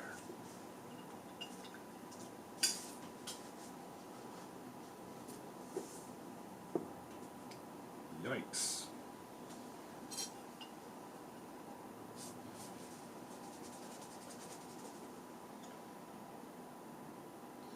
You definitely want to use your junk brushes for the Dirty Downs products, for sure.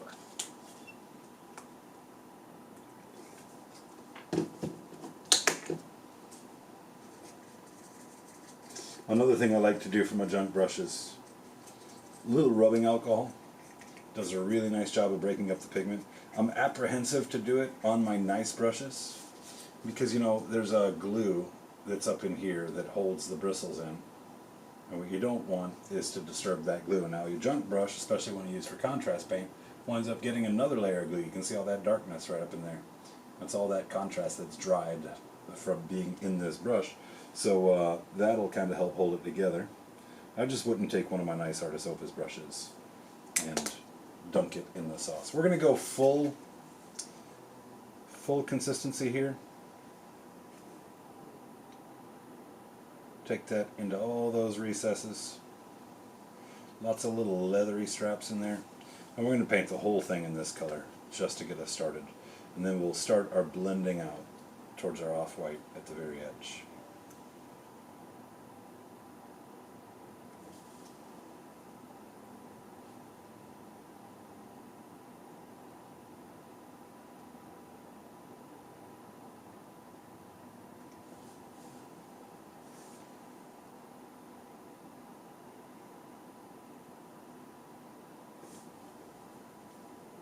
Natalie, I was thinking about it. The next time you visit, we need to plan it around a time that we're doing a Sunday RTT here. So that way you can come hang out with us, maybe stream a Saturday game, and then, you know, be able to hang out and play Sunday. That'd be pretty cool.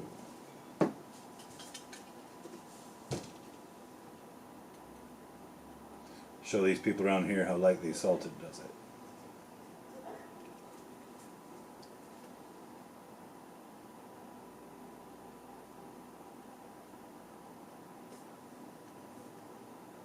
I don't want that pooling, so we're just going to come back across it like that. Most of it's likely going to get overwritten anyway.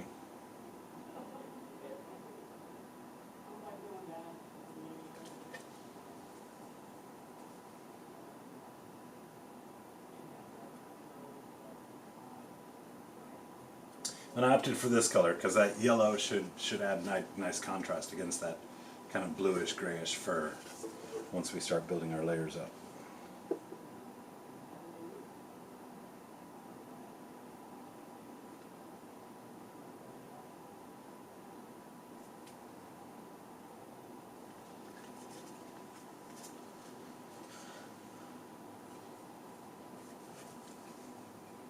Alright, we can let that dry.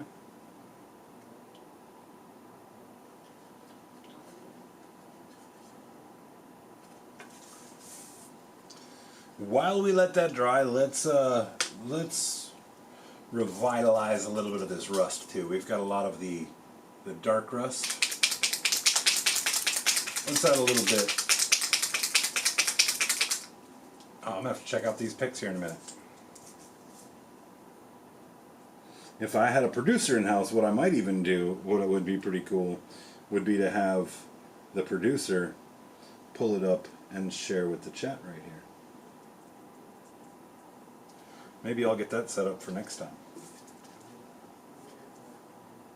Alright, so we're just going to dab this on a couple spots, and we're going to hit it with the hair dryer. God, I keep wanting to call it a brush. And it is not a brush.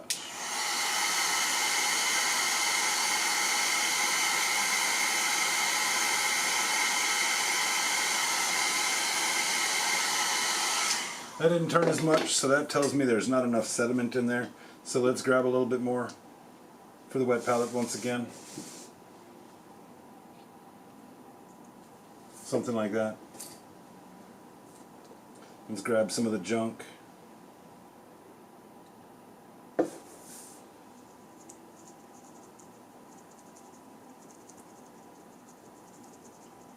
Mix that in there a little bit better.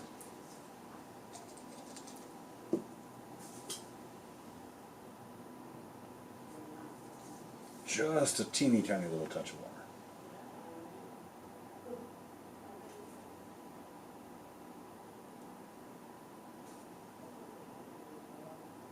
And I'm basically putting it places that rust already is because, you know, if it doesn't do anything cool, then it's no harm. But if it does, then you start to get kind of layered rust. So let's see.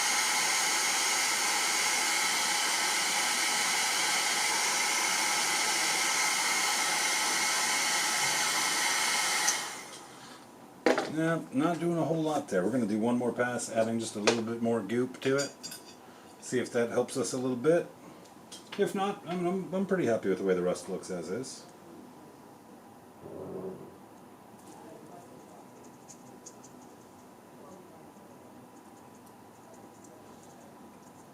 But this one is a lot goopier, so it should have a good effect.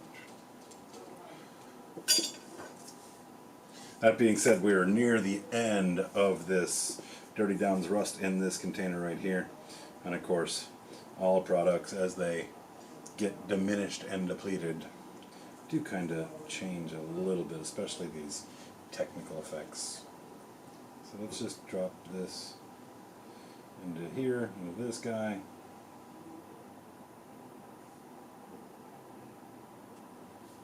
Let's see if that does what we want it to.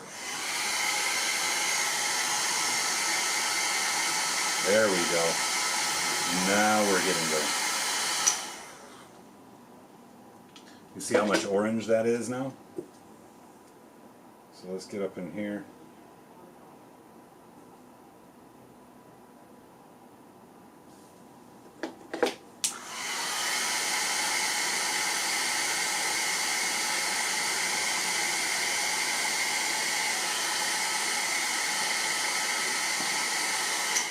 Yeah, much better.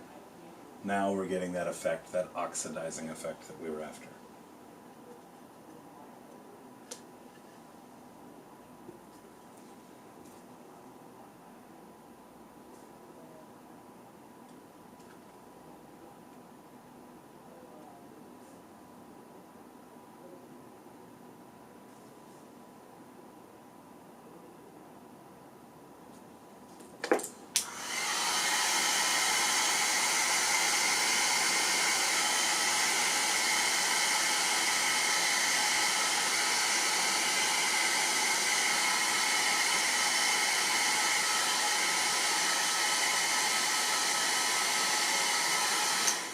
Two schools of thought on this too.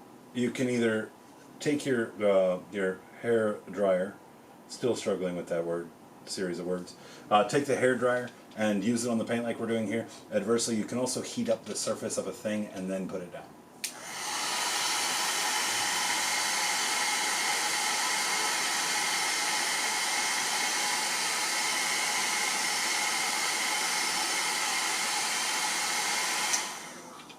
Welcome back, KR Quintero. Said he keeps a pretty tight stream schedule with all the different things that he watches. Well, I am certain that the people that you're watching absolutely appreciate your support, much like we appreciate it out here. So, you know, nothing wrong with that. It's good to have you back.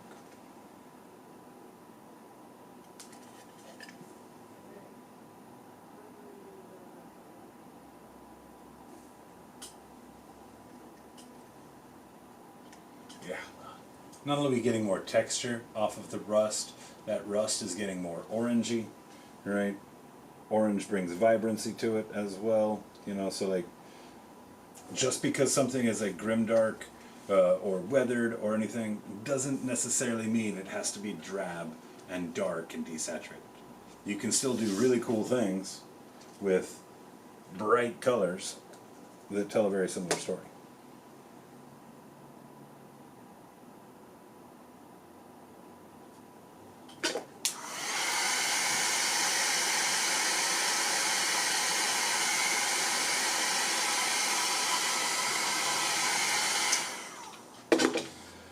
I don't know if you guys have heard us talk about it on the battle reports, but this studio gets hot, and I'm using a hairdryer in it now, so it's getting even hotter.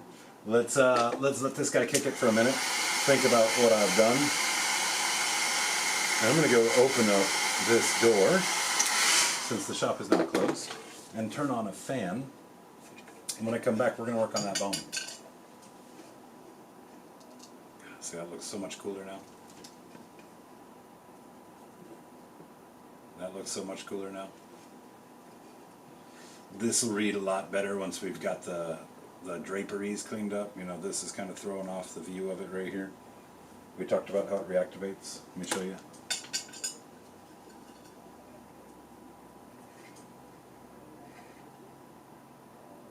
Look at that. See, it just went right away. And that is because there is not a binder in this product. Right, it's got agents in it that change, like that cause the pigmentation to change under certain conditions. Right, how much of that gooey pigment is in it, the heat that's applied to it, all of those things have an impact on it. But it does not have the agent that's going to harden it and bind it to the surface like a traditional acrylic paint does. Same problem you'll run into with an ink. Right, so if you have an ink and you say use a white ink for a zenithal. And then you try to glaze paint a bunch of contrast or other stuff over top of it. It's just going to cause that stuff to kind of let loose and pick back up.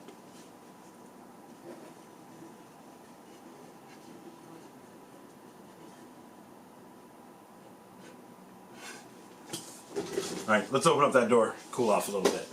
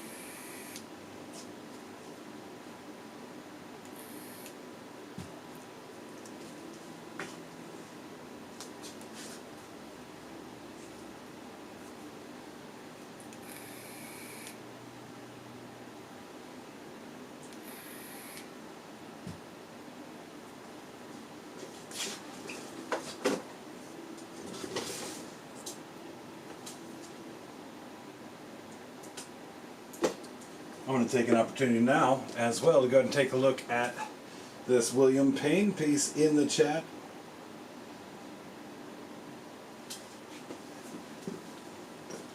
I assume Discord is where I'm going to go check.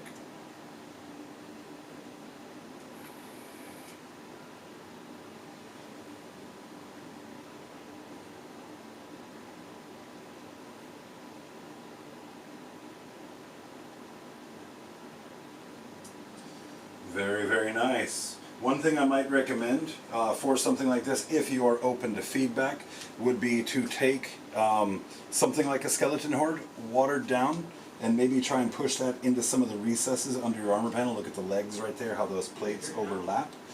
Being able to run something that's a very, very subtle coloring underneath there will really help add dimension to it.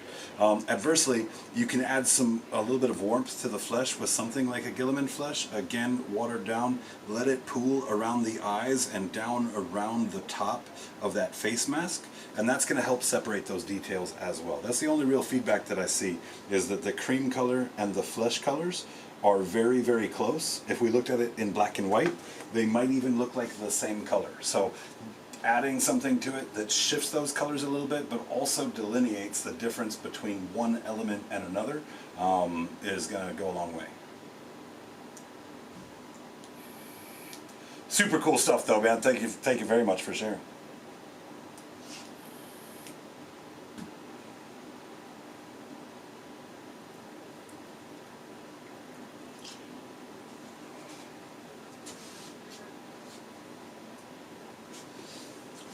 Starting to cool off again already. It doesn't take much. Let's refresh this wet palette though. I think I've used it fairly well.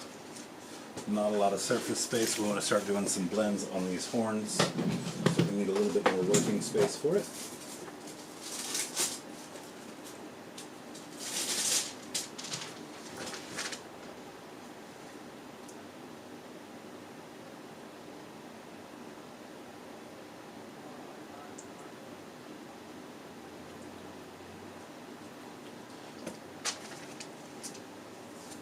Alright, put the paper down, pick the paper up, flip it over.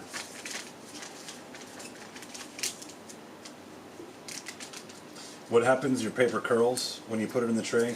Obviously you can do things like, I use these coins here pretty regularly to keep it from, to kind of hold it down. But if you saturate both sides of it a little bit, dry it off with a paper towel, it's going to lay flatter, but it's also going to prepare the surface of that wet palette paper for paint. Just a raw piece of paper down a lot of times doesn't do the trick nearly as well. This way, paper lays down super smooth, and there's just the faintest little bit of moisture there, kind of lubricating that surface. Context. We're going to start saying context anytime that if you clip it, I could get in trouble. All right.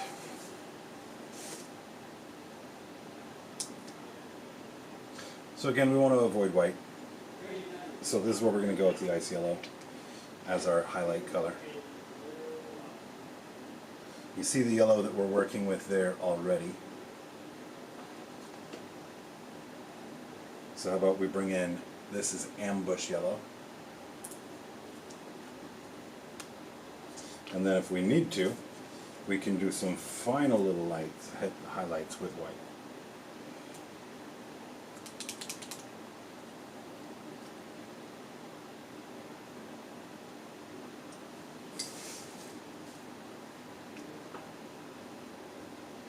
Let's start there. Hydrate my brush.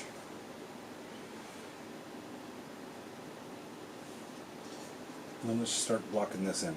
We've got all these, like I said, all these strappy bits across here, so we're just gonna like dot some of the higher highlight color up in there.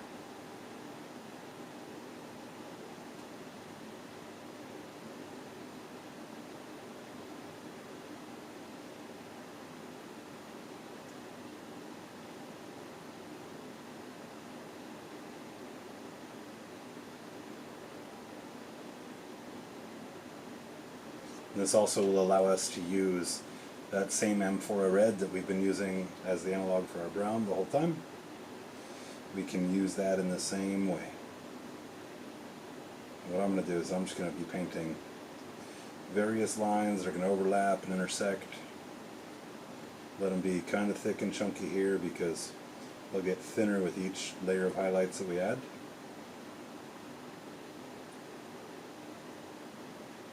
But we want some of that base color peeking out beneath. And there's a couple of spots on the sculpt itself, you can see like right here where there's divots, right? All we're doing is creating the idea that there's more of those divots than are actually sculpted.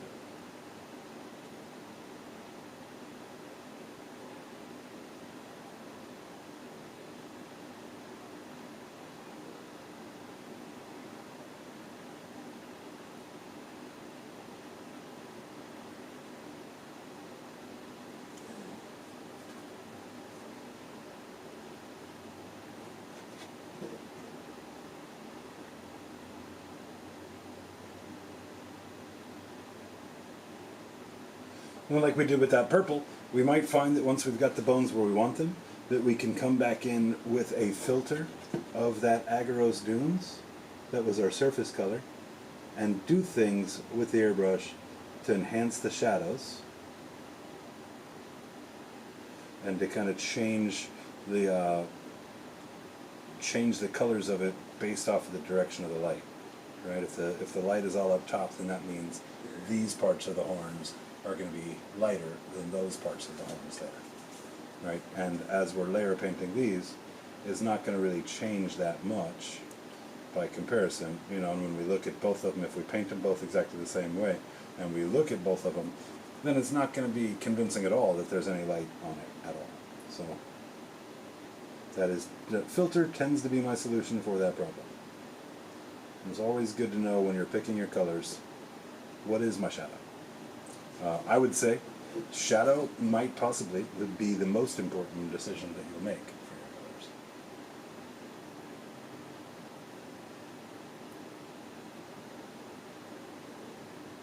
I want to remind everybody that coming this summer, we're going to be opening up that Gobros Academy, and that would be, you know, a stream much like we've got here for each of the individual members of that academy.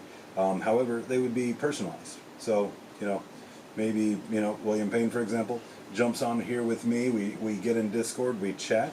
You know, he does some screen share stuff that he can show me the stuff he's working on, the techniques that he's using, and I could give suggestions and guidance. And of course, via my camera, be able to give examples of what I mean, you know, in a very one-on-one sort of basis. Those types of videos would only be available to the individual that we're working with at that time. So of course, never worry about if you don't want your stuff on the internet, right? You don't need to worry about that. But that's something that I've found through most of my journey here, is that sharing it with other people who have better or different skill sets from me absolutely enriched the product that I've been putting out. So very few things that I know have I learned on my own. Most of them I've learned have been in collaboration with somebody else in some capacity. So keep an eye out for that, if that's something you might be interested in.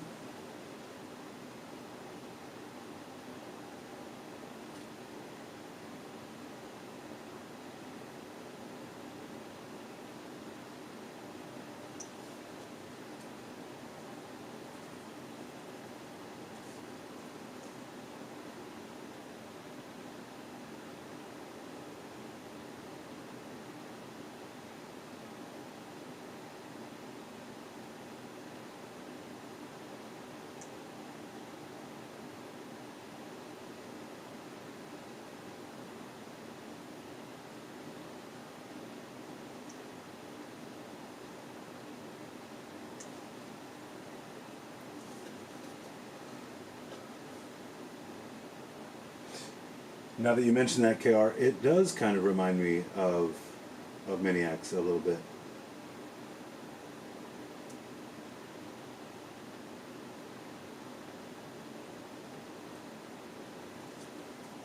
That's one of the content creators I definitely like a lot. I think that he does some really, really cool stuff. And again, me and him paint in very, very different styles. But his videos still have a lot of value to offer me, even if I'm not looking to replicate the things that he's doing. His color theory sense is very, very strong.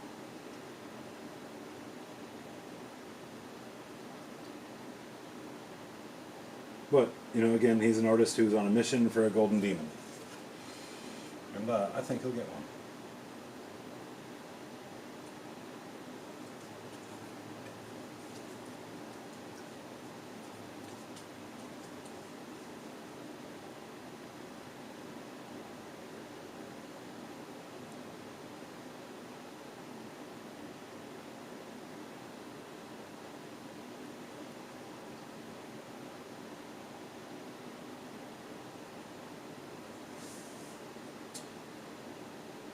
This might not be getting captured by the camera. It might be a little dark.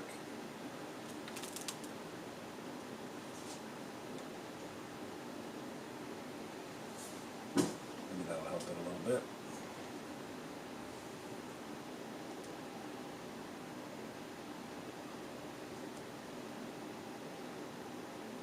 I'm just doing the same thing that I did on the other side. So if you can't see it, it's just more of the same.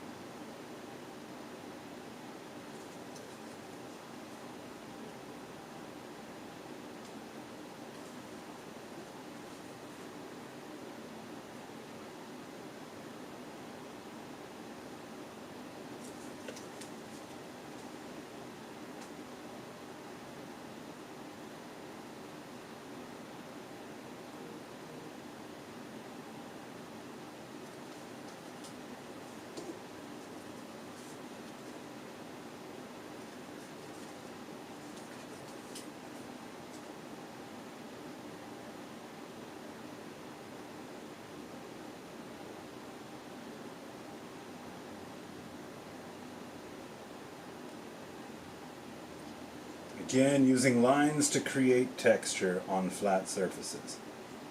Texture is the most impactful contrast, and probably one of the more challenging ones to get right.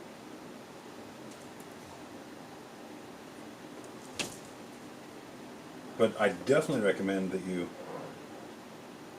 try it. Right? Again, nobody's ever good at anything the first time. You got to get through that first time of sucking at it to get to a point where you become proficient. So just don't let it take forever to get yourself to a point to try something new. And I guess you could apply that, William, as well, to what you're saying about flesh and your comfortability with it. There's only a way to get more comfortable. And it involves sucking at it. So if you suck at it right now, just know that you're already engaging in the first step of it, and you're doing it well.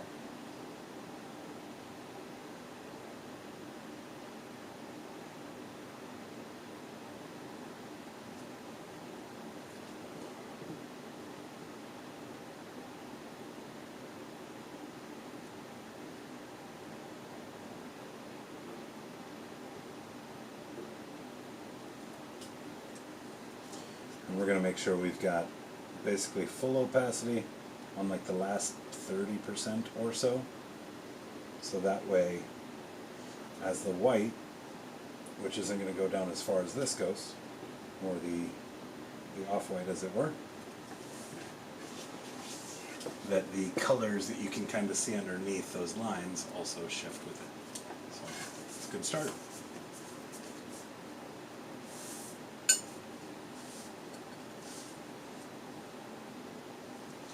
So let's get into this light pastel now. This has a lot more white in it. Most of the colors that you have that have white in it, their coverage is going to be worse. All right, so this one we're going to have to take a little more time with.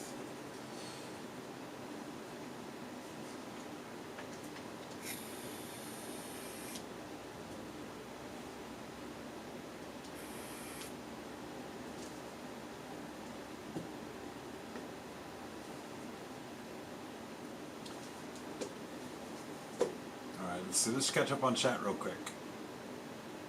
At least we have humidity. I have to run double humidifiers. Yeah, it's a blessing and a curse, really. Try the skeleton horde. Yeah, we touched on that. Ricard reminds me of Minax. Touched on that. Far too long coming. Gabros Academy is a great value. Thanks for that, Dean. You know, we've had a lot of powwows back and forth throughout the years at this point. So that endorsement means a lot to me. So advanced question and something I'm just starting to understand and incorporate. Do you consider your base and possible reflections? I'm using it very subtle with metallics mainly, but this dude is huge, so does it factor? It can and it can't. Like, so a lot of times if you're painting reflections on things, that's best fit in a non-metallic metal environment, because non-metallic metal is a study of lighting. That's basically what reflections are doing too. So a lot of what I'm doing in this style of painting, those filters, like you see on the leathers and on the flesh, those filters are the thing that kind of helps us imply that, right? And maybe we're using a color that represents a shadow color, but also maybe we're using something that's like an OSL bounce light or something as well. You know, so it might be a situation where the colors that are underneath being applied through that filter are adding vibrancy and like implying the existence of light rather than the absence of it when we're painting shadows.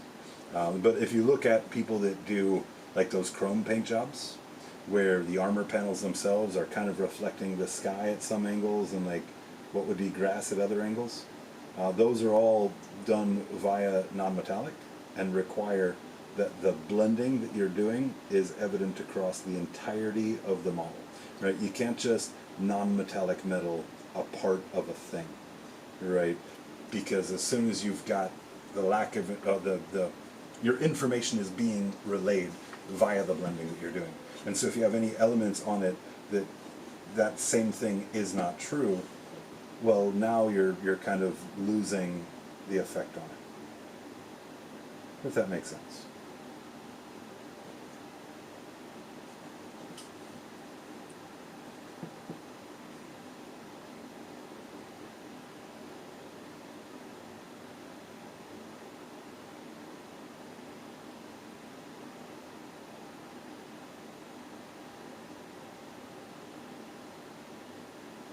Alright, so with this, what we're doing is just making sure that at these tips we're going to go full saturation with the lightest color, but we're kind of choosing the places to put the lightest color the further down it gets.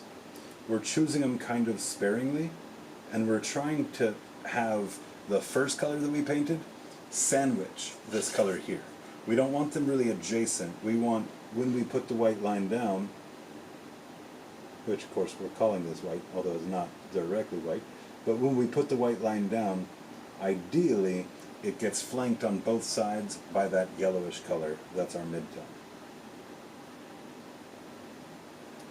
Okay, that was a little bit thicker than we wanted it to be, but we can still work with it. And then I'm purposefully not making some lines straight. We're creating these weird oblong, like kind of football shapes in certain places.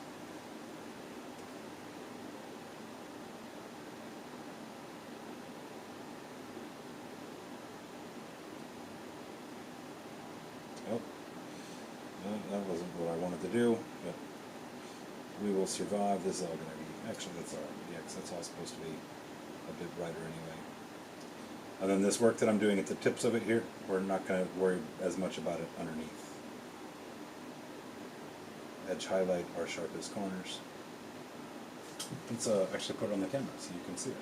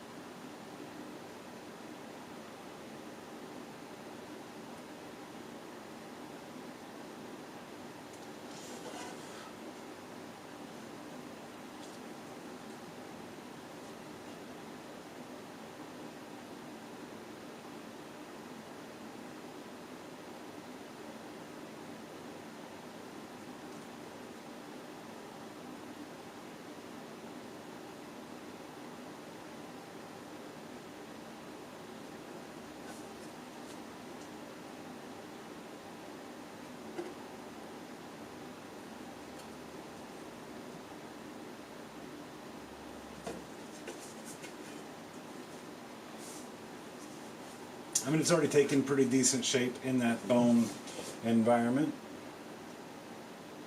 I do kind of wonder if we shouldn't do slightly darker at the tips. We might actually. Because what we might do is take a slightly darker paint, run it through the airbrush, and just shift those tones up. I don't know. I don't know. Not every idea we have is a good idea. Not every idea we have needs to be tested or executed either, right? So, you know, it might be just thinking out loud for it.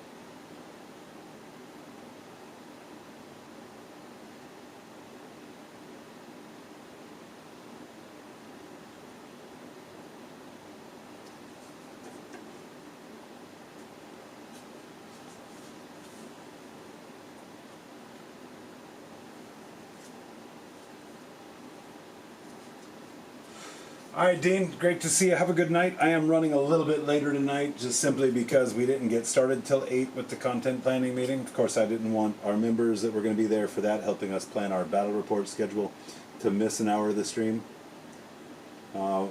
Depending, we might, in the future, have some schedule changes that either A, sees us every 2 weeks not do a painting stream on the night of the content planning meeting.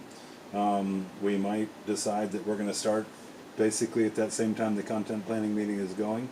Let people kind of tune in for both if they so desire. You know, or we'll see. I desperately want to get to starting to do pre-recorded videos and a lot of that academy focused stuff, right? Talking about different techniques that we mentioned and going into great detail with them, with, you know, the different types of contrast and the eye tracing techniques and like all of these you know, artsy sort of elements. I'd like to get a video out that kind of goes over what all of those things mean. That way, if I am running my mouth in one of these streams and somebody says, well, hey, what is eye tracing? I'll have a place to send them that I can tell them very succinctly, you know, what it is that we're talking about. And, well, there's only so much time in the week, so it might be a situation in the future where Thursday nights becomes a night for me to do pre-recorded stuff, too. So, in the meantime, until Cryface is here and getting that Wake and Make series off the ground, I'm going to be bringing 2 streams a week, guaranteed. But once we get that Monday started, we'll see what that means for Thursday nights for us in general.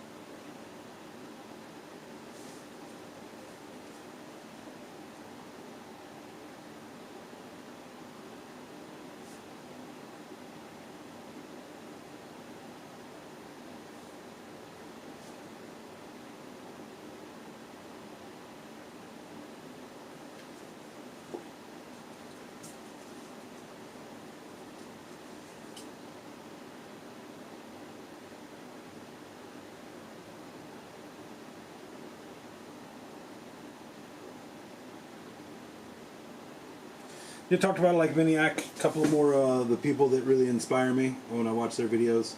There's a lot that I've learned from Sergio Calvo, who has really like inspired a lot of my painting stuff.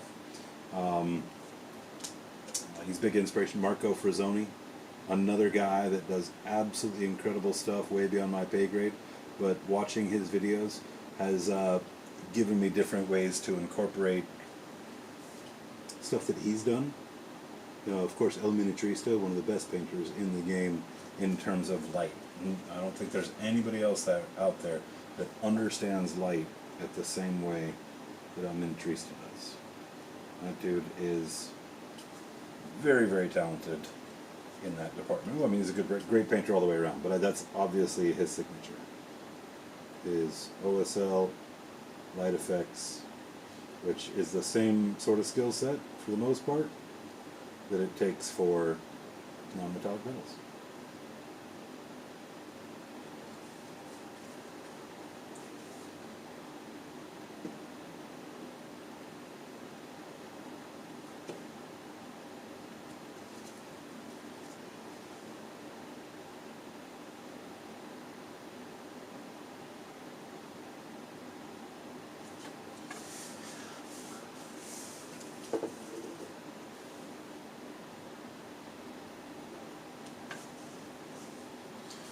Okay, I am going to use a little bit of white, don't judge me. Yeah, it's just a little bit. Again, we're going to go with that Trooper white because it is a little bit warmer than their white star.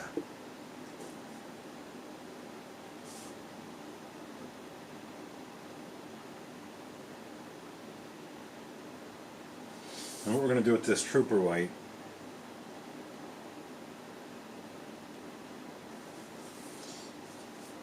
is really just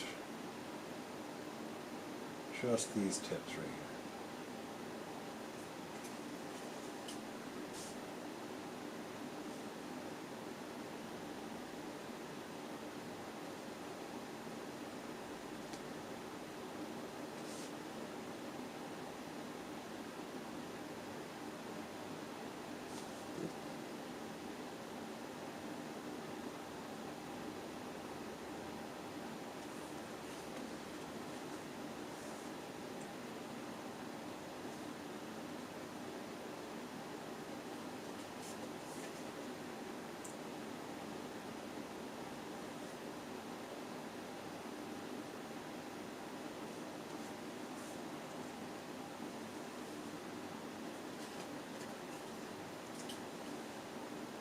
So like basically like just like the last 25 or 30% of the horn.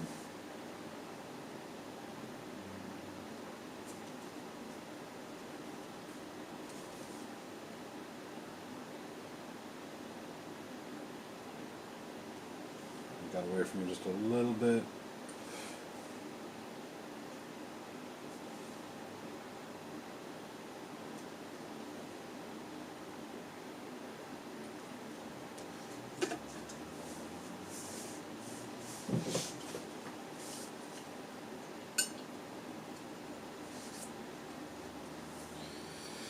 Okay, I'm going to take some of that mid-tone again. We're going to water it down a fair bit, looking for more of a glaze. And I'm just going to take, and near the bottom, just kind of hit this last little portion right here. That way it gets brighter the higher up the horn it goes.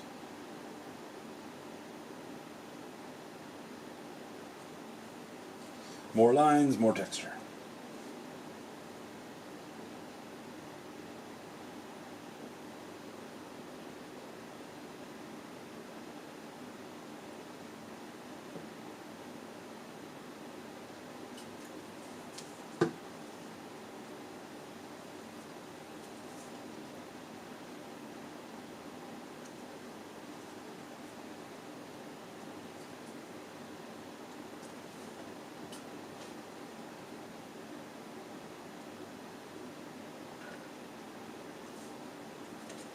Yeah, it'll be good to have Cryface back here making art with me. Had a lot of stuff that's been coming up back to back and kind of standing in the way of progress on that, but you know, typically bad things lead to good things if you wait long enough, so hopefully that'll be kind of the same thing here. I'm excited to share him with you guys again. The amount of talent that guy has is absolutely incredible, and you know, he hasn't had nearly the same amount of exposure with all of you that I have. So soon.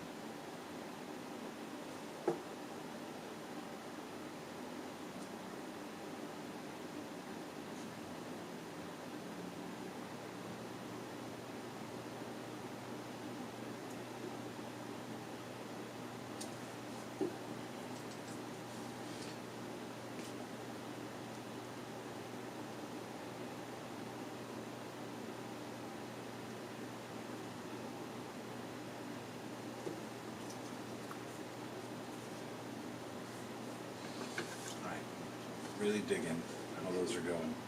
So let's look at our filter.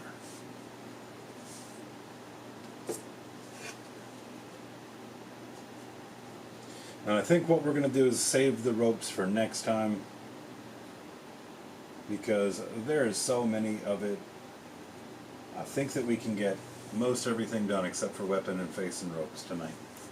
We are knocking on 10:45, and I do have to spend some time at my house so my wife doesn't leave me.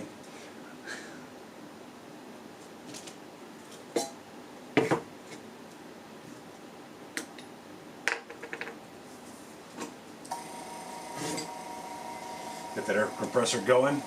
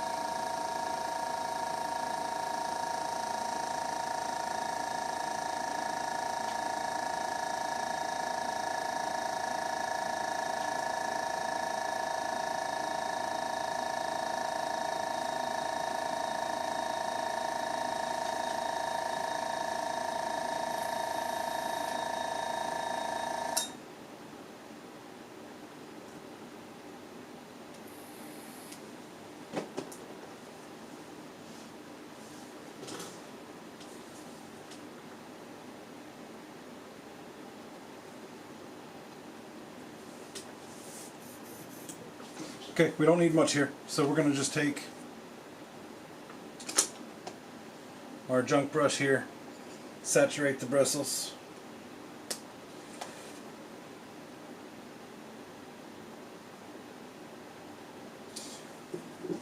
And this is where I'm torn. I feel like maybe we don't go Agaros Dunes in it, and instead we add more of those purple undertones that we're seeing in other places. Let's go at the Agaros. That's something I believe very well will work. I think it's more likely to work well, I should say, than the purple. But again, we'll find out together.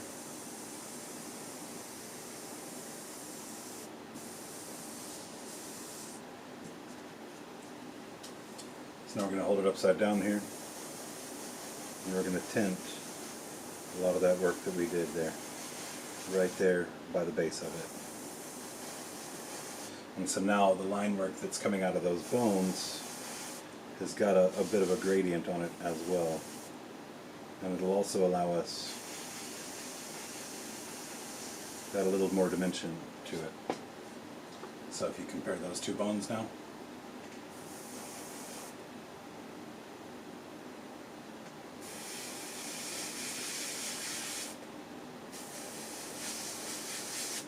Once you figure out your filters, it can feel a lot like cheating at times.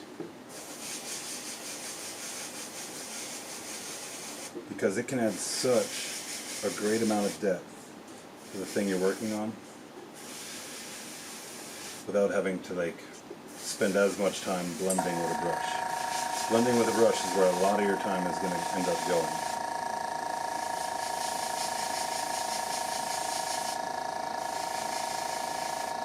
But a filter lets us get the texture on there and lets us really take control of the shape of it.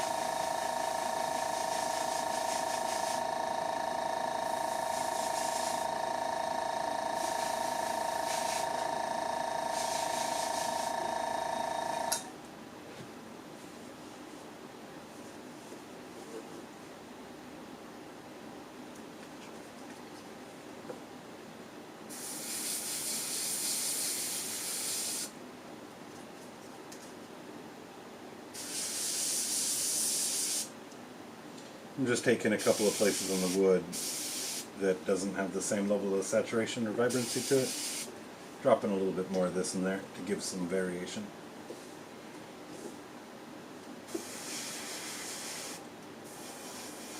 I feel like we can push the underside of these bones a little bit higher than we're pushing the top side. That'll also help us with when you kind of move the model around, although the same gradient exists up top, it's not as impactful as underneath.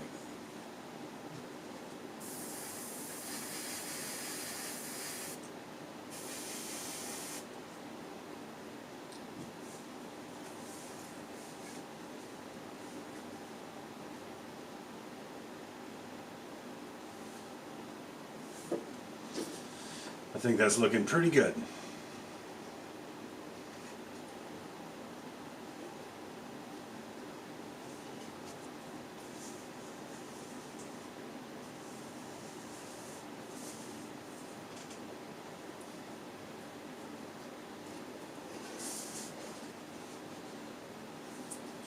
Alright, we can let that set.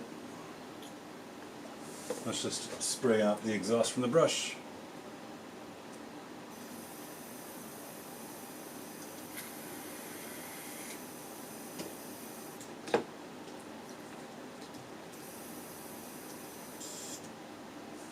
Alright, now let's take a little bit of my purple. And we're going to do the same thing. We're going to add a little bit of purple to it. Again, the purple with yellow mix tends to brown out. Sometimes with a little green hue to it.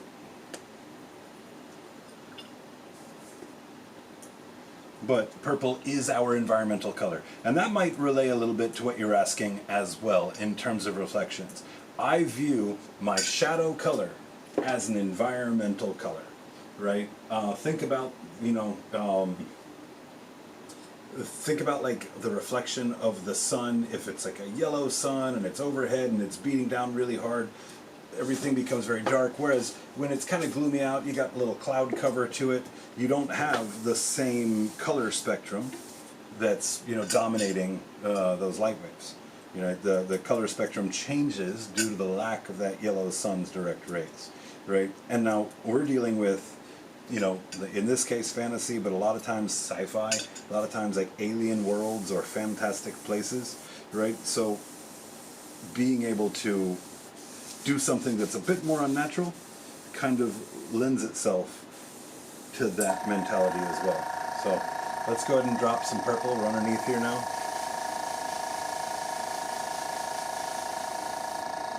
And what that's going to do is that's going to kind of shift the colors underneath a little bit from the top as well.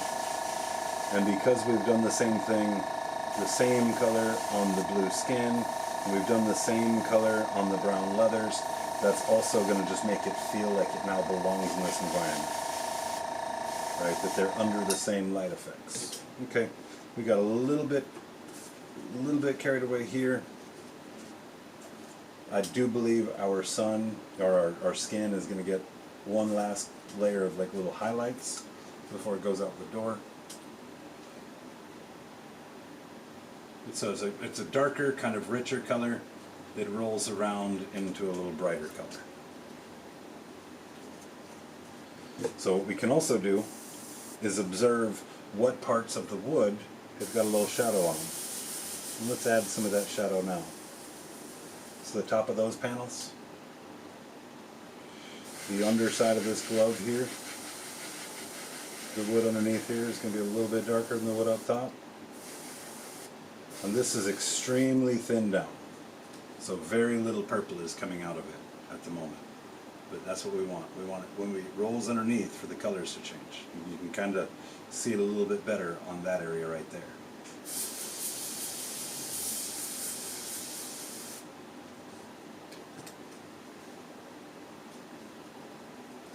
And I don't want a bunch of overspray here, so I'm going to cover this area as best I can with my thumb. And we're going to see about just getting a little bit on the top of that wood slate right there.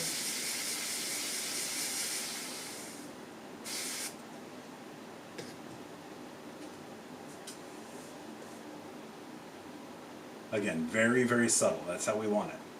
But as you're looking at the thing is changing its shape as you go across different areas. Let's see if we can zoom in and get a better shot. So let's look at the wood under here. See that wood? The glove? Over here? I think we can do a little bit more over here.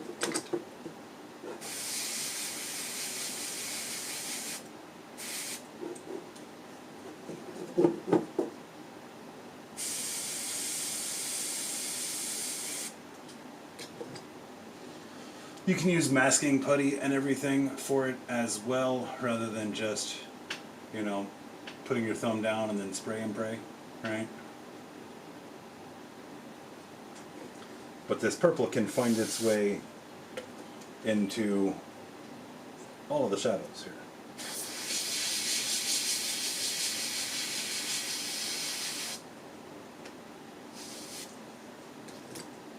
So all the extra little details we've been adding, let's just add a little bit of purple to them.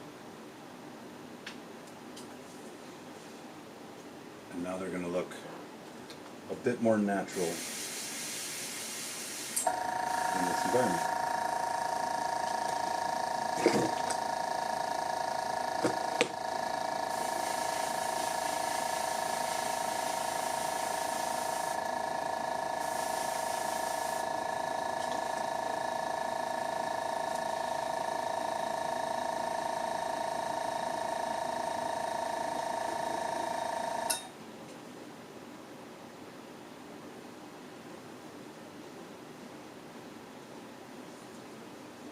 Well, I think that we're really moving in towards the end of what we can work on tonight.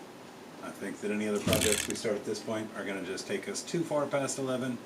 So I think that that is going to be a good spot to call it. But what we've done tonight, we've gotten those metallics worked in. We've got the rust effects punched up on them a good bit. We got the fur blocked in up top. Those bones, we've got some paint on them, you know, to give a nice bit of interest. And again, playing warm off of the cool that's surrounding it. And that's what really is going to help that, is that temperature contrast. We worked out all the wood, got the moss built in. We've got our shadows built into it as well. Next up, we've got hair, we've got mallet, we've got face, and then we got snacky dudes. And then this thing will be ready to get put onto a base. By and large, very, very happy with where it's headed. Still plenty of little tweaks, plenty of little highlights that we're going to have to come back and revisit. Let me just push the purple on the bottom side here just a little bit more.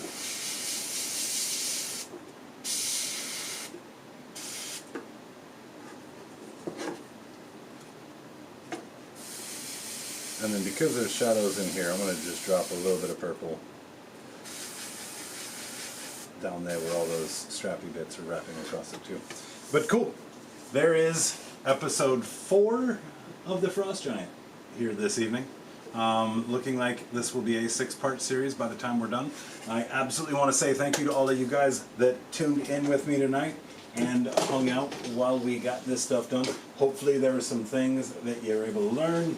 Hopefully there are some things that might have even inspired you. You know, I want to see that inspiration in play. If you guys are working on a project, by all means drop that in the Discord. let us see it. If it's something you'd like feedback on, I'd like to start incorporating some feedback into these videos as well. You guys can check the Hobby Pants feedback tab on the Discord. I'm not going to reply in feedback on the regular hobby projects because, you know, not everybody there is going to necessarily want them, all right? If you want feedback, hobby projects, feedback, and let's see how we can work out a segment that gets some feedback for that stuff that gets posted up over there. Thank you guys again for tuning in. If you like what we do, hit the like button, smash the subscribe button if you haven't already, and I'll be back here maybe Monday launching Wake and Make with Cryface. If not, then Hobby Pants on Tuesday night next week. Same bat time, same bat channel. Well, until next time, keep your pants on.